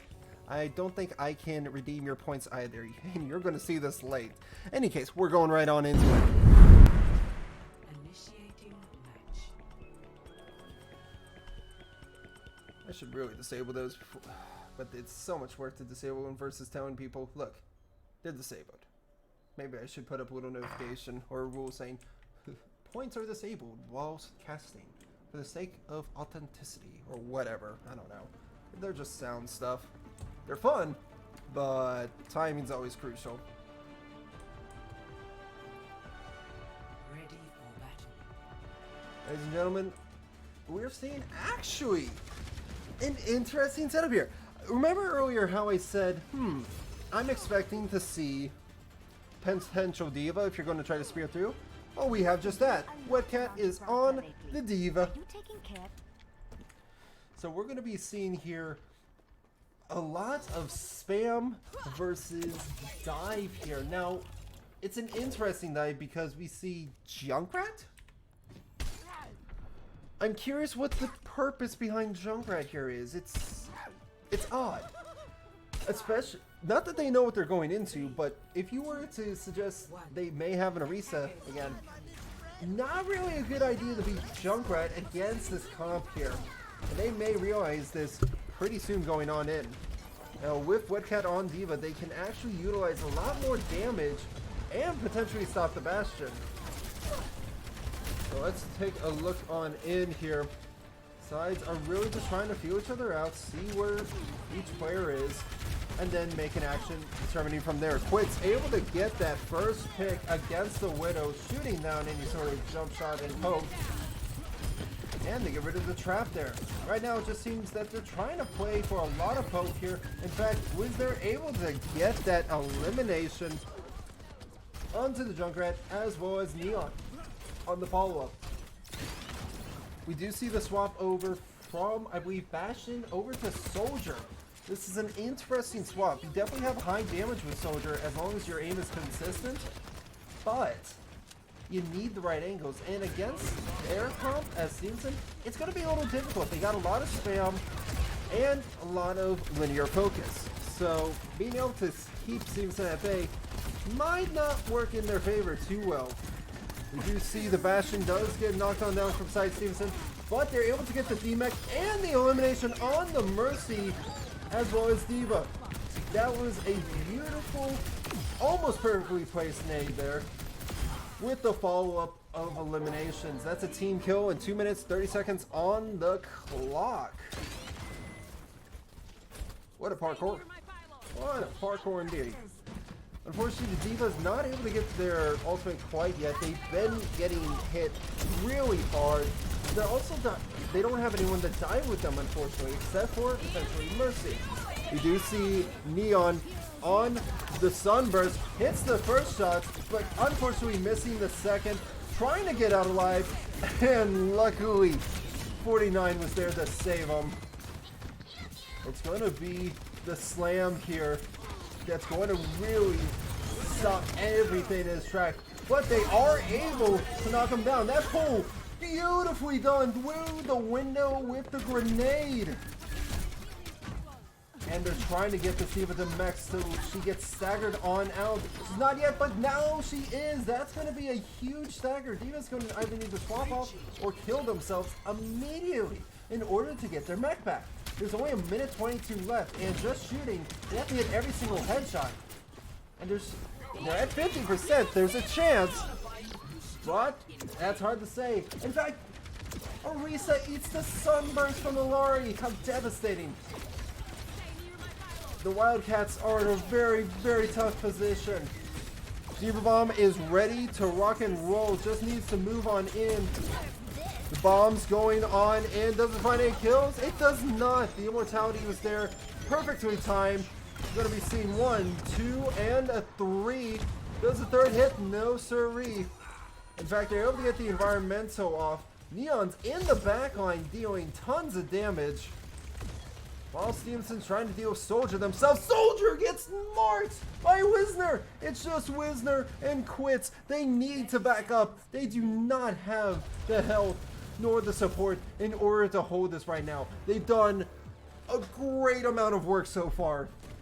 They just need to hold on out. As for the Wildcats, this Bastion ult is going to be huge. It needs to find the value here. They need to get the hits off. As soon as he gets around this corner, he needs to launch it. It's going 1, 2, 3. The Bastion barely staying alive, but not for long. He's been eliminated. And they're not able to get back to point on time. Oh, those great picks by the side of the Wildcats. Stevenson was able to just keep him off long enough for what mattered. So that's not a lot of distance that Stevenson needs to take from the Wildcats. As you can see here, just right by the dispenser. That's all they need. Just before the first point capture. So Stevenson has a good time bank to work with, as well as a good set of skills. So for the side of the Wildcats, it's going to be really about this poke and stall comp. Poke and stall is going to be their best bet. Survivability. Being able to knock anyone out of the sky, especially coming around the corner here, from being able to find any value. We will be seeing the Ramatra. Ramatra is more than likely going to be playing on the ground at the corner. We're also going to be seeing the Torbjorn. Personally, I don't mind the Torbjorn. I think Torb is super good in this meta right now. It's just great to have that turret on and off angle, provide a little bit of extra spam, distract your opponents, and be able to allow your team on the front line to just have to not deal with over spam. Bunch of turrets, small turrets. If anything has a turret, Torb likes it. Didn't quite go where they were hoping, but it is what it is. We will be seeing the Junker Queen. Interesting. Been a while since seeing the Junker Queen. A great knife hit to start the fight here. And we'll be taking a look at the movement here with Cynic. Cynic's going to be the one to help try to balance between the heals and the speed as Quits gets eliminated by Willysaurus. Willysaurus able to find that value is going to be real useful here in stopping Stevenson from getting any more distance for the moment. They still have closer spawn than these defenders. So they're going to have to be careful about these off angles, especially as we saw that Reaper going towards the high ground. The Ramatra has fallen. This is probably the worst case scenario to have if you're a defender to start. Wisner is going to town, finding the first, second, third, fourth, looking for the potential fifth. Just needs to get that mercy, and there they go. Ladies and gentlemen, a team kill there. But Ramatra is on their way. Ramatra's only at 52%, however, for ultimate charge. That's not a whole lot. They need more. If they're able to pull everyone down, just start punching away, they can find maximum amount of value. Turret has fallen, and now they got to move on in. The Ramatra trying to get the Reaper down, but Wisner is not giving up.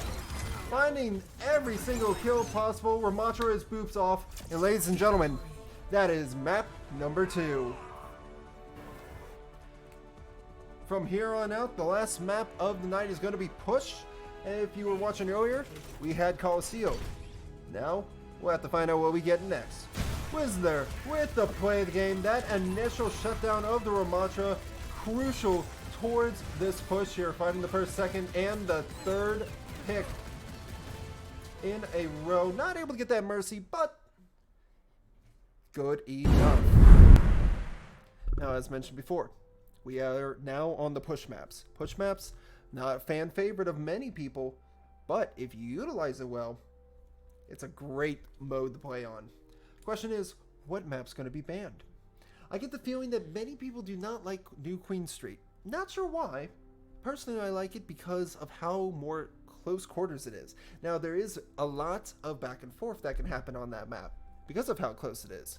Compared to Coliseum. Coliseum, one of the maps that we were introduced to first, with Overwatch 2 being introduced to the media as well as the general public. Coliseum does a lot with sightlines. If you like sightlines as a team, awesome. If you don't, it's a lot of ground to cover on such a map as well. In comparison to things like New Queen Street, that kind of map just has a lot of turns. It may not be the similar distance or pace, but those turns, they are crucial choke points to hold or defend against. So we'll just have to see here. I don't believe either side's going to be swapping from left or right, so don't need to worry about that. As for the side of Stevenson here, question is, what is their map ban? I believe they're discussing their choices at the moment. I did like to see that Diva play. That Diva play on Route 66 was a good ingenuity type of play. Unfortunately, as I mentioned earlier, not a lot of support for that Diva, which really was a crucial factor to not have. So we're going to be banning Esperanza. Oh, interesting. If those of you that don't know Esperanza, but were here in the club match, that was the last match played that had that beautiful Bastion reclaim of the point.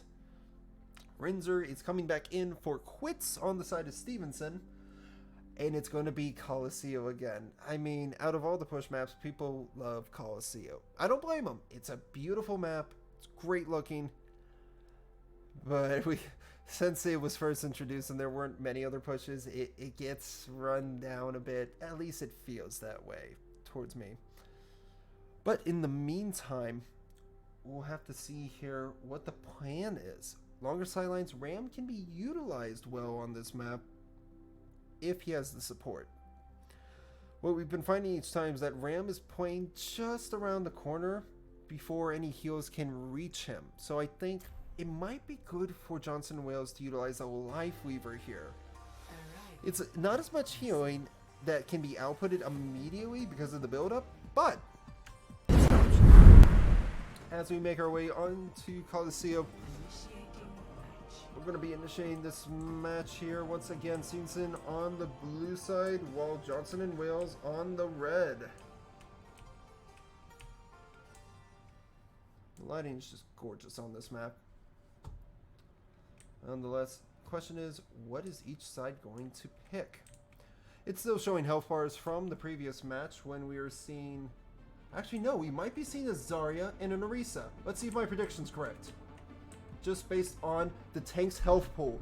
As a tank player myself, am I correct? Yes, I am! Another point for Sami. Heckin' yeah. In any case, we are going to be seeing the Hanzo. Not a bad idea. Got a lot of long range to work with here. Ball from the side is Stevenson. Neon is... Oh, this is an interesting play.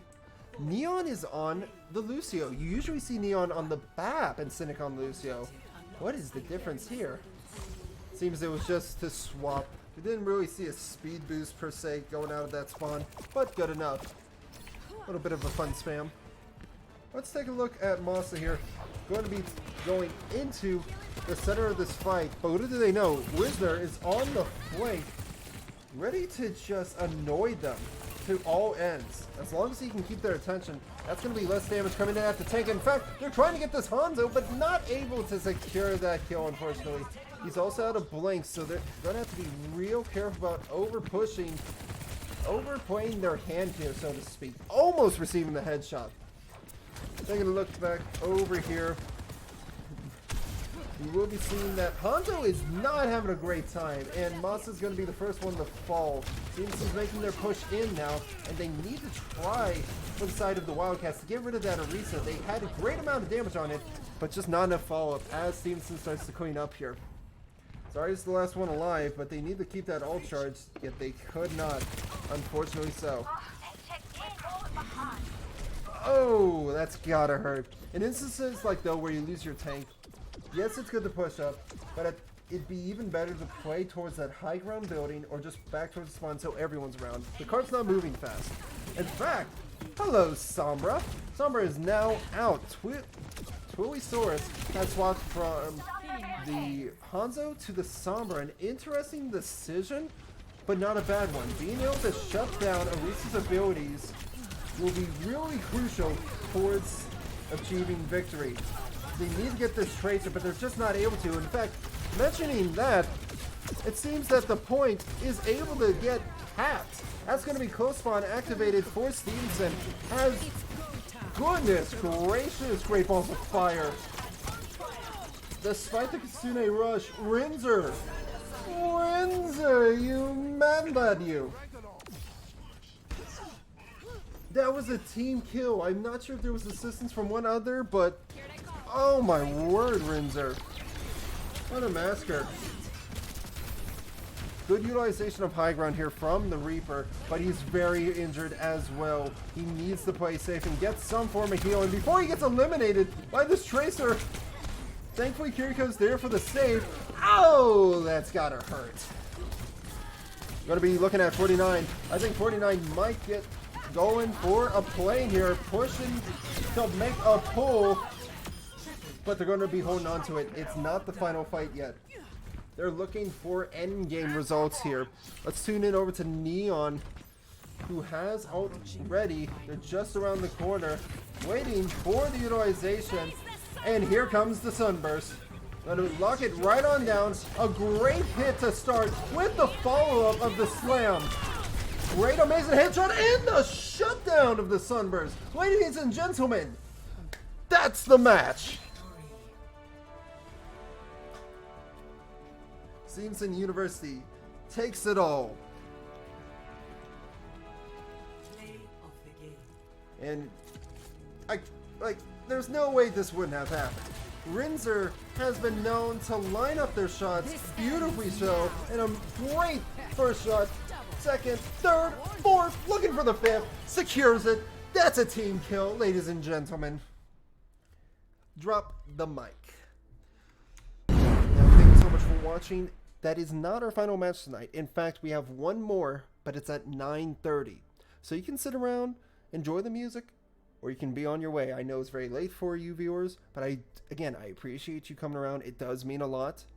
And I'll be seeing you guys momentarily.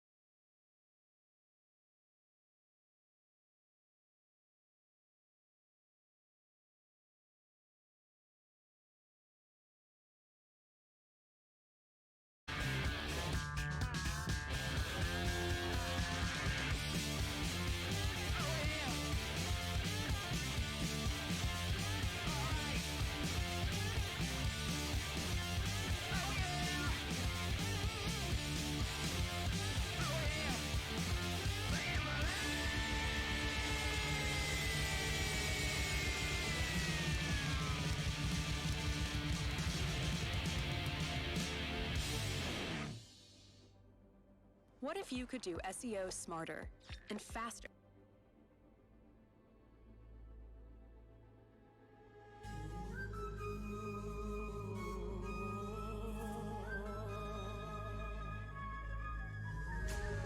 Gray sky is all I see.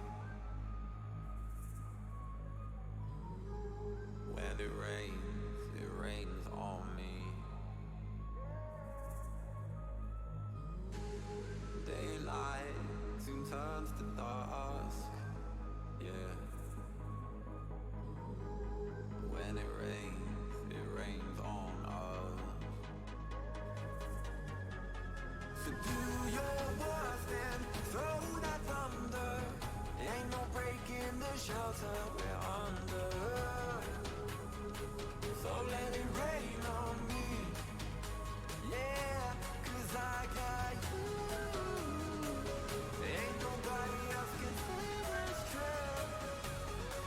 So let it rain and pour, 'cause I know when I need you to. You'll be my refuge.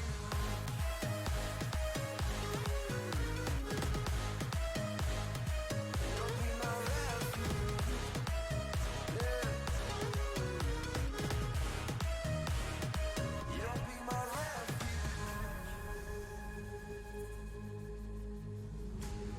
These days are all I need.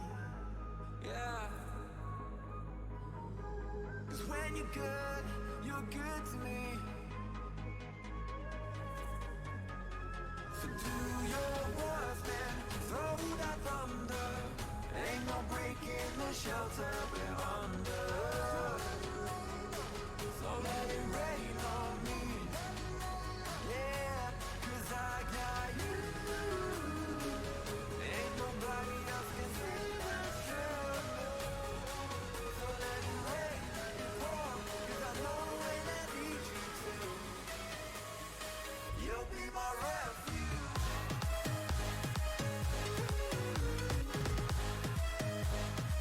You'll be my refuge.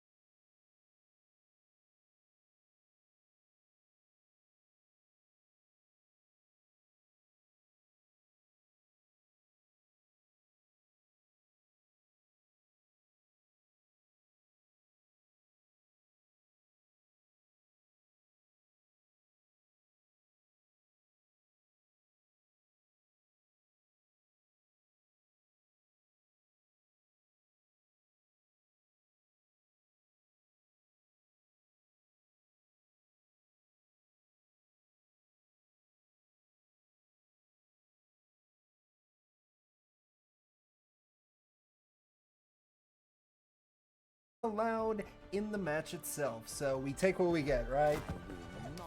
In any case, here is your lineup tonight, so you all can see Y2K on tank, Legend and CJ on DPS, Aku and Runic Chaos on support. Now, unlike our last club match here, we're actually having the Stevenson Club team go against Pace University's team, and Pace's team is on average Plat to Diamond. So this is going to be a really interesting matchup here, going from their silver ranks all the way up to Plat and Diamond. It's going to be interesting on how they handle themselves. Also makes this almost impossible to switch between each player, so this is going to be interesting.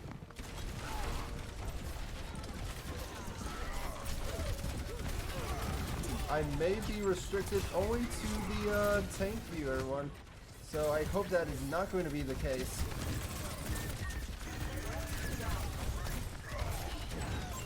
And we've been seeing here, Legend able to get that first pick going on in, followed by a setup pick against CJ. CJ does fall. And it's going to be up to Stevenson to try to stabilize themselves. Legend and Aku do get eliminated from behind. That's going to make things difficult for Stevenson in this first fight here.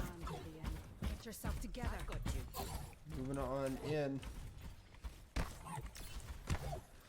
We're going to be seeing a regroup here. Ultimate abilities showing that we have Bastion coming up with his ult. It's going to be who gets theirs off first. This is a bit of a slower push here, as we're going to be seeing neither side really taking the offensive at the moment, as it's hard to gauge space. So for Stevenson, their best bet is currently to try to utilize the space they have, but they need to move fast. Narita has a lot of range, and I would say for Stevenson here, they should rather take the left side towards the drum rather than this right side alone. Legend and Aku has fallen. They're able to get Venom, which is good. Venom's going to be one of those picks that sets them up for success. So we'll have to see how they adapt to that. We do see the switch off of Bastion on the Soldier. They do reset their ult charge, but we do see the window coming on up. We'll have to see how this works out for Stevenson, if at all. Are seeing that Pace is keeping a grand amount of space from him. There's 5 seconds left to touch on Poise. The Nano comes out. They're looking to get the reset, able to get that elimination. However, they are not on point. And the first one goes to Pace. Round number 1 for Pace University. Score 0-1. From here on, we'll be going into round number 2 of Busan. It's going to be at the Mecha base. Well, here these players will be able to utilize a lot of this high ground and low ground. This typically is better for Brawl, but you have to be able to move fast or outmaneuver your opponents to be successful. We do see the Mei pick by Legend, so they might utilize isolation of targets in order to be successful. Let's see how this unfolds. Capture the objective. Going to be taking a look on in here. They're going to be going to take the right side to start. An interesting decision given that we're working as a Brawl here. Seems that Stevenson is a bit spread out, not sure which way to go quite yet. But now they're making their way up towards Pace here, as the Genji's playing in the backline. Bastion sets up for some damage here, but not a whole lot of actions going on. We do see Bastion first to fall. We're going to try to follow up on the Genji. He's very low, but no picks to be found, unfortunately. Wall comes out, but it's not able to really block the Orisa from escaping. Rather, it blocks the healing that could be provided. Genji on a Anna falls off the map, unfortunately, not knowing where they are positioned. And it seems that Fab's having a hard time as well. So with that, that's going to be a team reset as we swap over to the Zarya off the Reinhardt. We're keeping with the strategy here, except we're also going to pull in a Kiriko instead of an Ana. Stevenson's now going to be making their way on up. Their focus here is going to have to be this Orisa. They did a great wall off on them, but it seems that Pace is greatly utilizing the constant spread of their opponents in order to better create chaos in the ranks. For Stevenson, this can be very deadly. Has to time the bubble perfectly, does so. The Blizzard comes on out.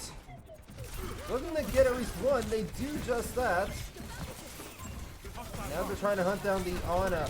If they can just get this elimination, that will be key to success here. Sombra runs, and it's going to be Stevenson flipping the point in their favor.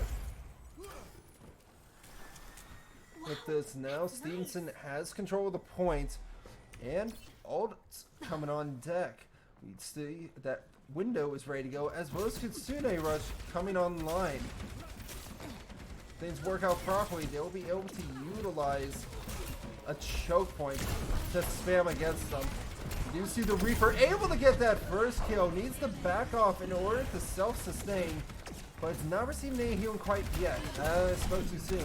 Javelin comes on out, and not really able to secure the kill they're looking for. In fact, Orisa seems to be on the run. That's going to be a second kill. The Reaper looking to finish the job. Blade comes on out. They're trying to get the Sombra as well. That's going to be the wraps there. Not too much that Y2K can hold out for now, as the point's going to turn back in the Pace's favor. Taking a look at our ult economy here, we do see Kitsune Rush coming up on grab, as well as Death Blossom.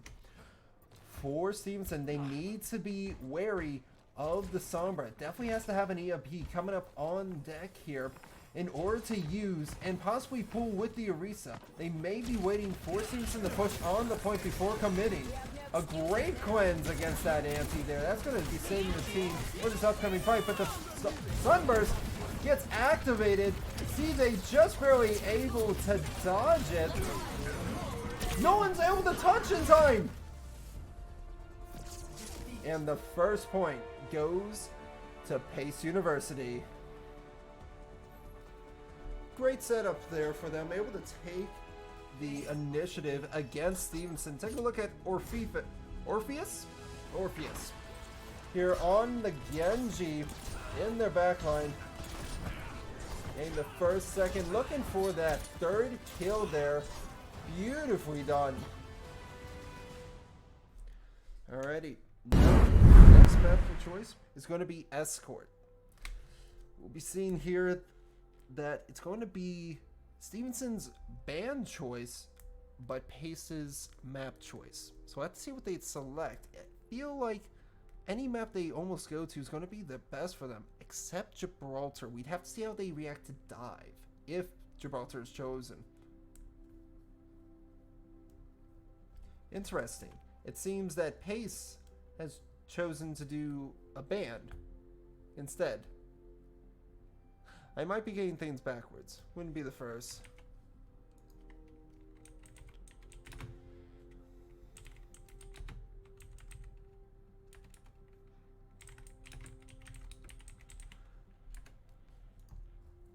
Taking a look here, we'll be seeing that after the Junkertown ban, there's a lot of maps to choose from.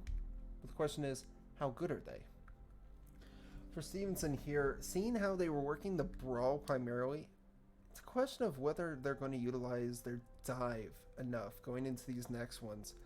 Because when it comes to fighting an Orisa, a good Orisa will separate individuals before eliminating them, especially if they have teammates in order to assist.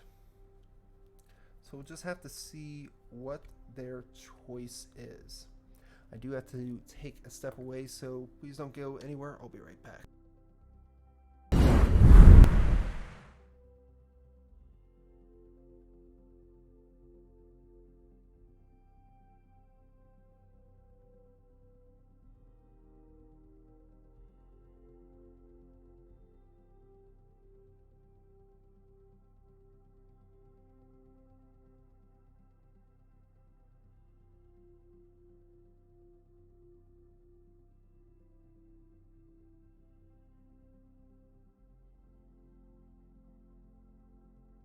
Alrighty, I'm back, ladies and gentlemen. Sorry for the step away. Just had to take care of stuff. Anyway, we are going to be going over to Shambali. So we'll be seeing possibly different playstyle or full force brawl on this map. We'll have to see. Whoever really takes the initiative in these next picks is going to have the advantage going forward here. So, but before that, they are going to swap sides for the attack. Seems that Pace wants to attack first and have Stevenson defend. Interesting. Interesting indeed.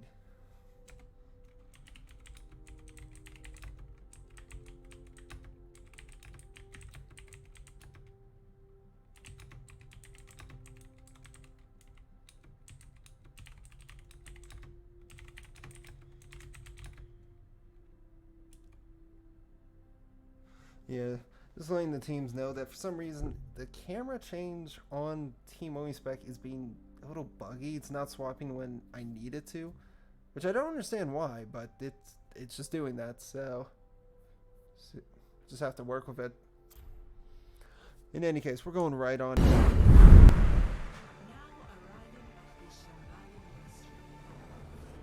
Welcome, ladies and gentlemen, to the Shambali Monastery.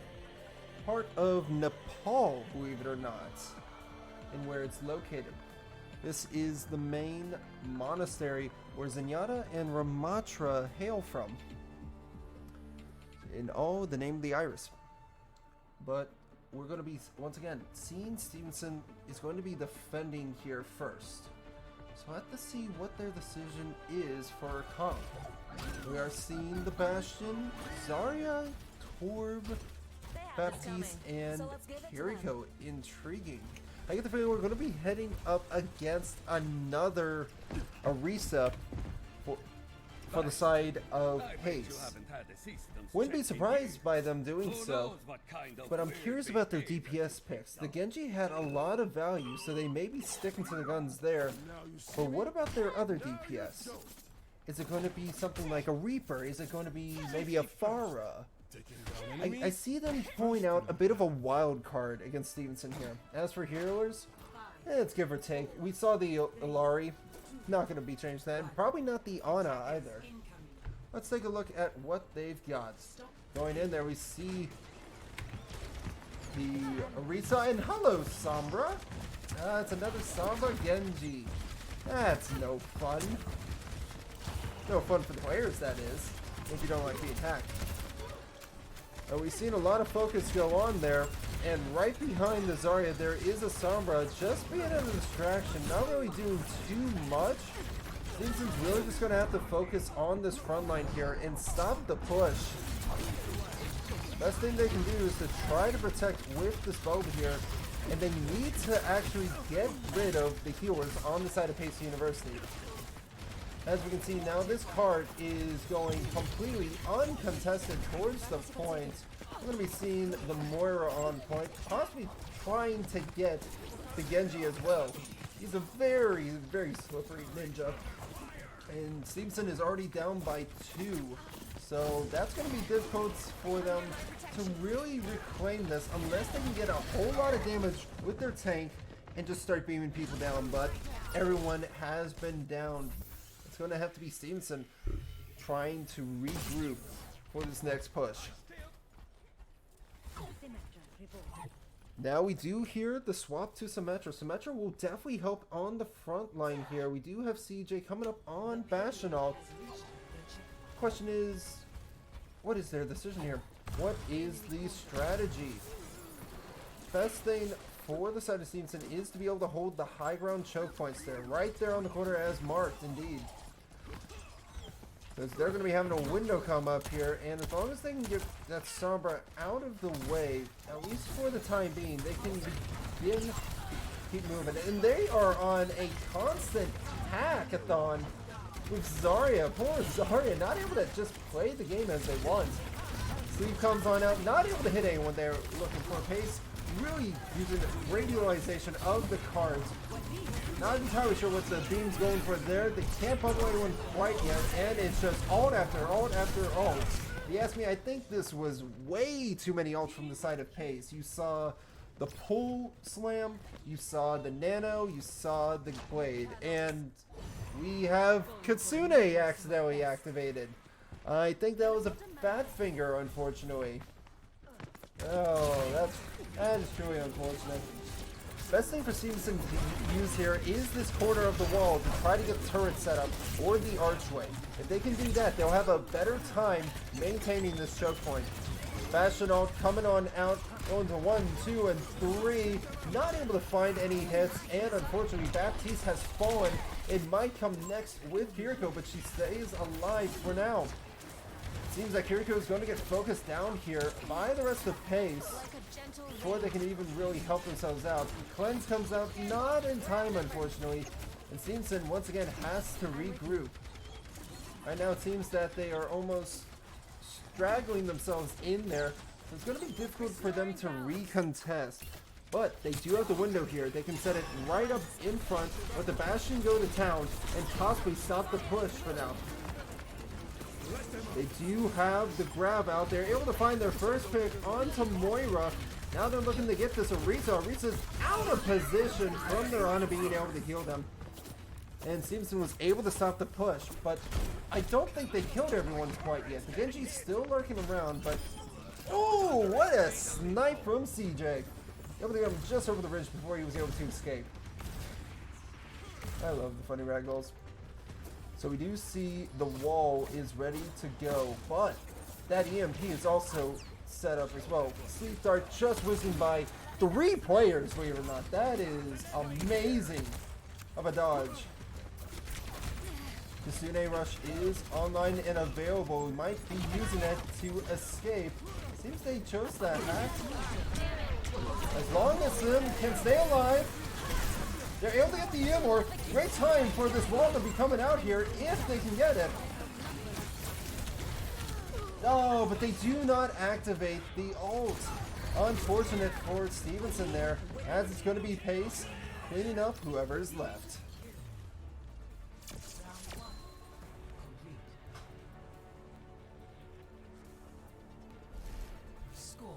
That completes round number 1. Now, can Stevenson match it or even do better? That is the question at hand now. It's 3 minutes and 18 seconds for the side of Pace.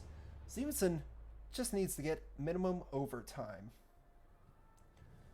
So I have to see what the decision is to be made here. I mean, this Orisa is so oppressive on the side of Pace, and good on them for it too. Being able to just take away ground from your opponents is what you really aim for as a team, as a tank specifically. So Stevenson's going to probably have to play some off angles, maybe utilize a distraction, and take a page out of Pace's book. Legend on the Sombra, Runic with the Zen. So there is a chance, and it sounds like there was an Orisa on the other team. The only reason why I know this is because of the voice lines. For some reason in this game it can glitch out for spectators like this that do that. But not to worry, the stream's on a delay already, so my knowledge is already in the past. Moving along, we will be seeing the Zarya and the Ana as well. I'm curious about the Zen because as long as they're able to protect the Zen, you can get a lot of value out of that Discord. I mean, just a stupid amount. So that's going to be the key here. Escort the President, aka Zenyatta. They also have to be very aware of any Sombras lurking around, but it sounds like, according to what I'm hearing, they have a Reaper. Reaper goes for a teleport and a Wraith out. That's all their abilities use. Not a very smart play there. It's a very dangerous one if you ask me. You do see Legend has fallen here. Best thing for the Sombra, for the side of Stevenson, is to actually play it back. Sweep comes out, and they're not able to protect the Zen, unfortunately, as the Genji dives the backline. It seems that Stevenson is just getting pushed back. There's chaos ensuing everywhere you look. Stevenson needs to back up. They are down all healers, and they need to regroup here. For their plans, take a look at this alt economy. If I didn't know better, I would say we're coming up on a support alt on the side of Pace University. While for Stevenson, the best thing they have for them, I believe, is going to be the Zen ult. The Legend keeps getting knocked down. I would say the best way to counter this is to go with Torb. Torb tends to help you in these situations. Zen just able to get around. Seems they were looking to go for a dash, but misclick there, unfortunately. We'll be seeing Sombra actually take an off angle here. They can get around them. That would be the best bet, but they did send their translocator out in the open. That's very dangerous. But they get the hack onto Reaper. They need to get this Reaper now. Reaper is able to escape just barely. Eureka is the first to fall, so that is hope for Stevenson there. They just need to get rid of the Reaper, followed up with that Genji. Sleep hits not, instead is reflected, but not hitting a mark. Genji makes it down again, and a great first hit. Oh no! Oh, that is terrible. What a lapse in judgment there. They used the nano to try to save it. I bet you that Genji had Blade. Oh, that is a terrible instance to have happen. Truly unfortunate. You never want that to happen where there's a miscommunication on Nano, because Nano is a game changer there. For Stevenson, that was a game-winning condition they had to fight against, and not anymore. They are fine now. So now they just have to worry about the people coming down right onto the card. Zen can ult this, keeping everyone alive. They're going to be alright, and they're going to come back even stronger against them. The Blade comes on out. The Zen does go down, but they're able to get that anti off. However, the Blade is too strong. There's a grab! Stevenson invested its grab there with a minute left. An unfortunate decision. They could be swapping, but I don't know. Nope, they're keeping the Zarya here, so that is difficult for them, to say the least. In terms of ult, Nanoblade. Nanoblade is going to be the biggest win condition here, but Stevenson has to beware of the Reaper. I bet you he is lurking just right behind him, and they have no idea. It won't be acknowledged until it's too late. The Reaper is with the Genji. They're fighting it one-on-one. The Blade comes on out. He doesn't get the nano he needs, unfortunately. They're almost able to get the Reaper, but it was not enough. They need to invest the nano now. And in fact, that play on with the Zen, beautiful. Nano has not been deployed, ladies and gentlemen. Nano has been held. And that is going to be it, I believe. Despite all they can try, Stevenson cannot live through this, and we're going to go into map number 3.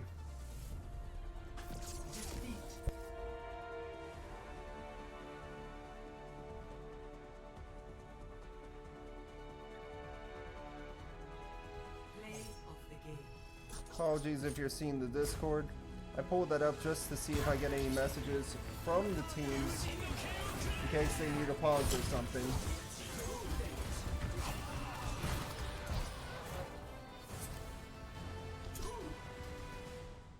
Well, with that, we're going to be going into map number 3. Pace is coming out strong. I would really love to see their perspective, but unfortunately I cannot. Now, they immediately ban Esperanza. Interesting. Out of all the maps, I would think Esperanza would have been one of the strong suits for them. I wouldn't think that they would have banned that. Odd. See, I would expect them to ban things like Coliseum or maybe New Queen Street, but not Esperanza. That's what I'm trying to wrap my head around, because the thing like Esperanza is that despite what people think, it's actually a lot more close quarters. It's just how you utilize the environment. If you utilize it properly, you can win it every time. But if you mismanage it from high ground, low ground, or just trying to separate opponents, that's where it gets difficult. And I can understand the reason why to ban it. But usually it's a pretty straightforward map, and from the looks of it here, we're going right on in the Coliseum. Not even any time to wait for anything else. Gonna be waiting for Stevenson to confirm, and then we'll go right into the match.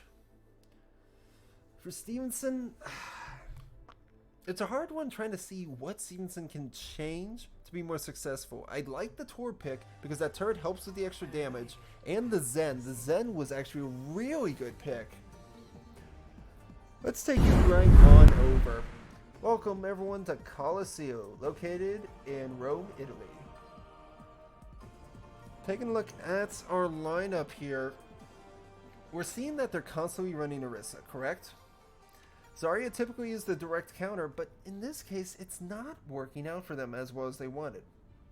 What I would like to see potentially is maybe a Ramatra decision here. Ramatra can help with your backline a lot more appealing and survivability, while Zarya has less health and is very technical to execute. If you don't do it properly, it's difficult for you to really Might be a tall order, but get it done. want to try taking fewer hits this time?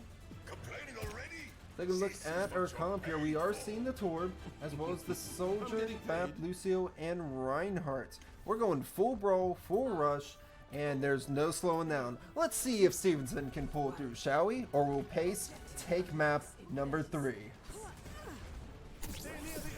Taking the eyes from Legend here, we'll be going over to Reinhardt, leading the charge for the team. They're going to be trying to play it safe around corners. Good idea for this kind of map.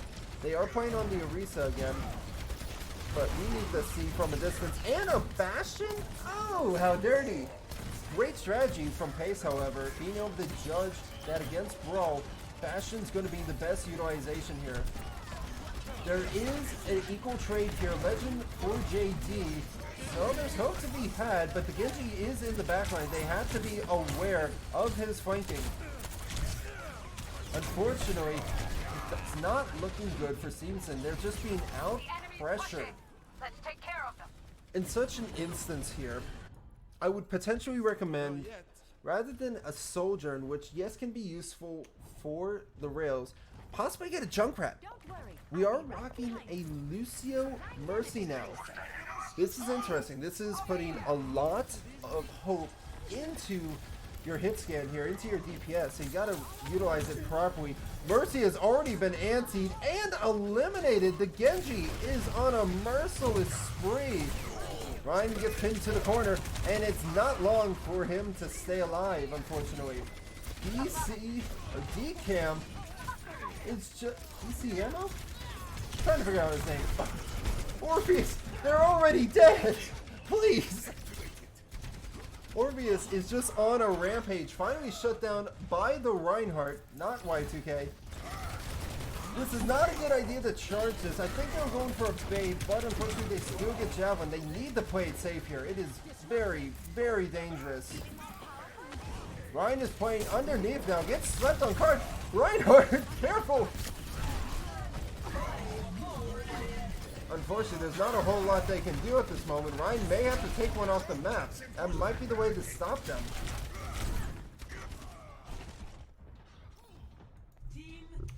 So what we're seeing here, chat, is that in this instance, a lot of spam and not a lot of self-sustain.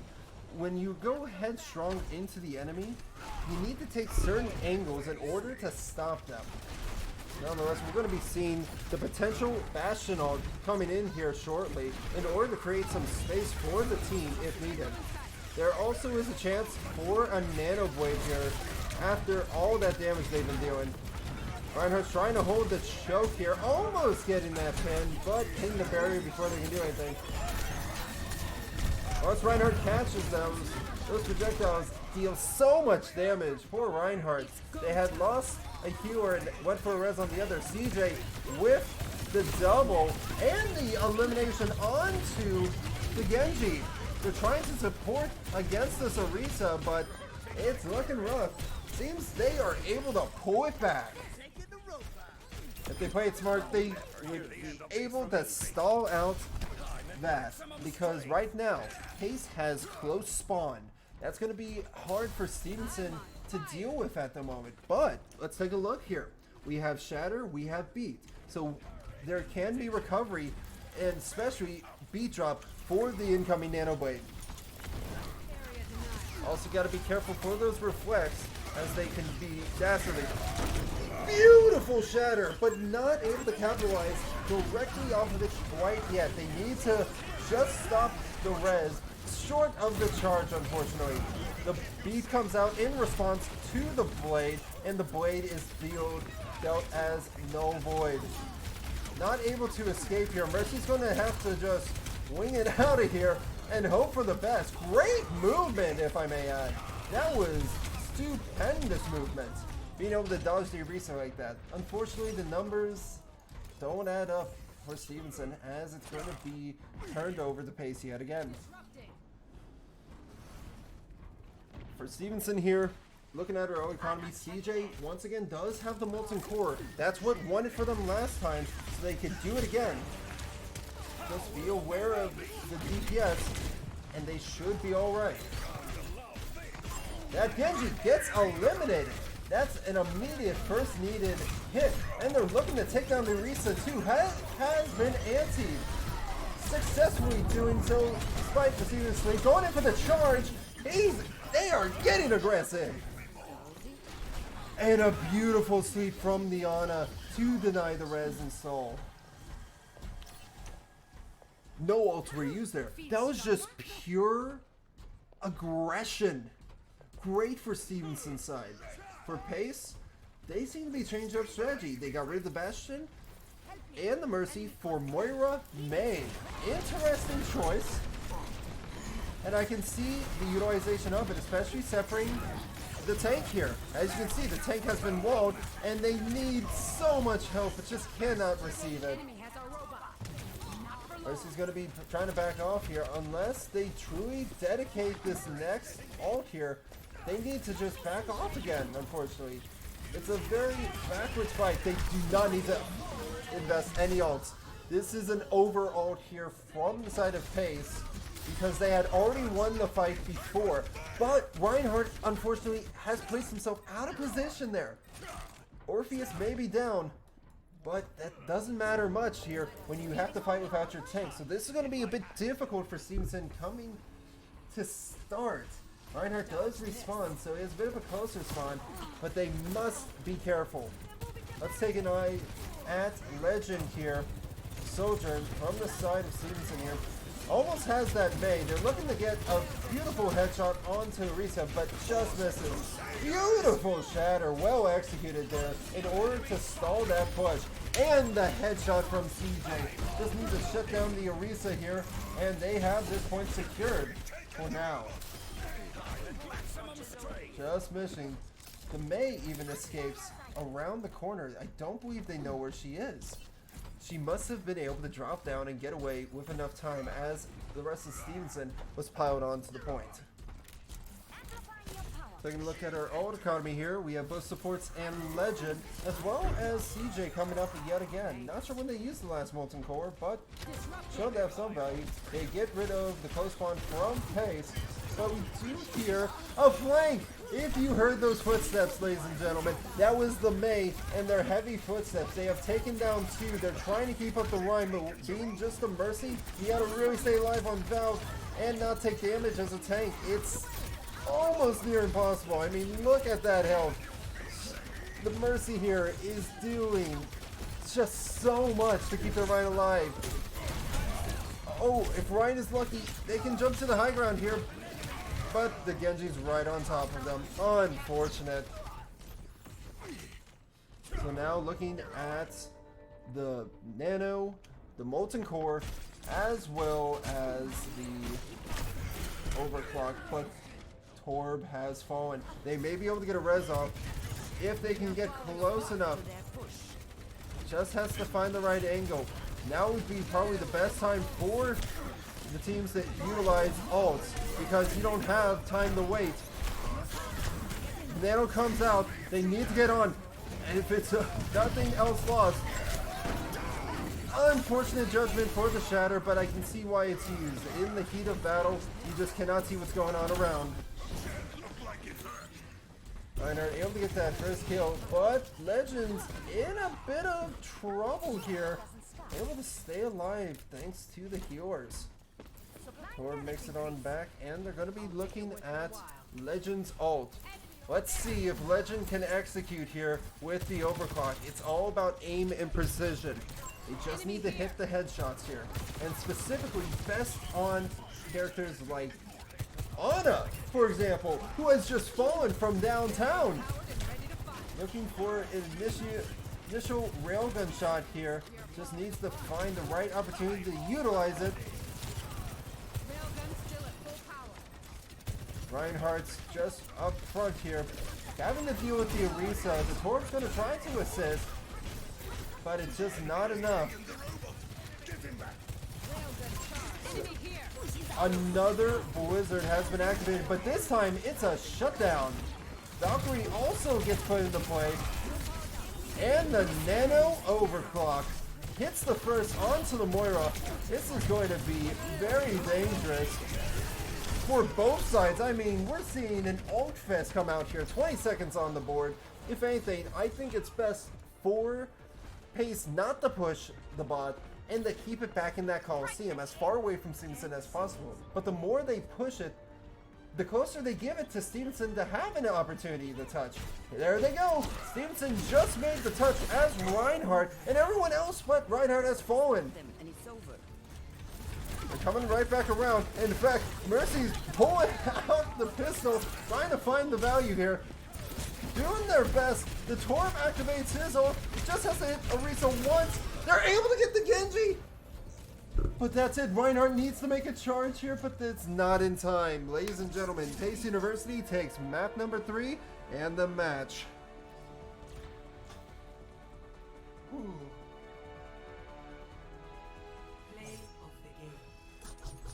I mean, is it a doubt at this point that Orpheus just truly a massacre artist, an assassin of our modern day and times? Beautiful execution, and what a swing! It took a guess at the wind and it still hit. Anyway, folks, thank you so much for watching. That's going to be it here for us tonight. We have covered all 4 matches from the activation week 1 of Overwatch. We'll be seeing you next time, next week at 6 p.m. again. Again, thank you and good night.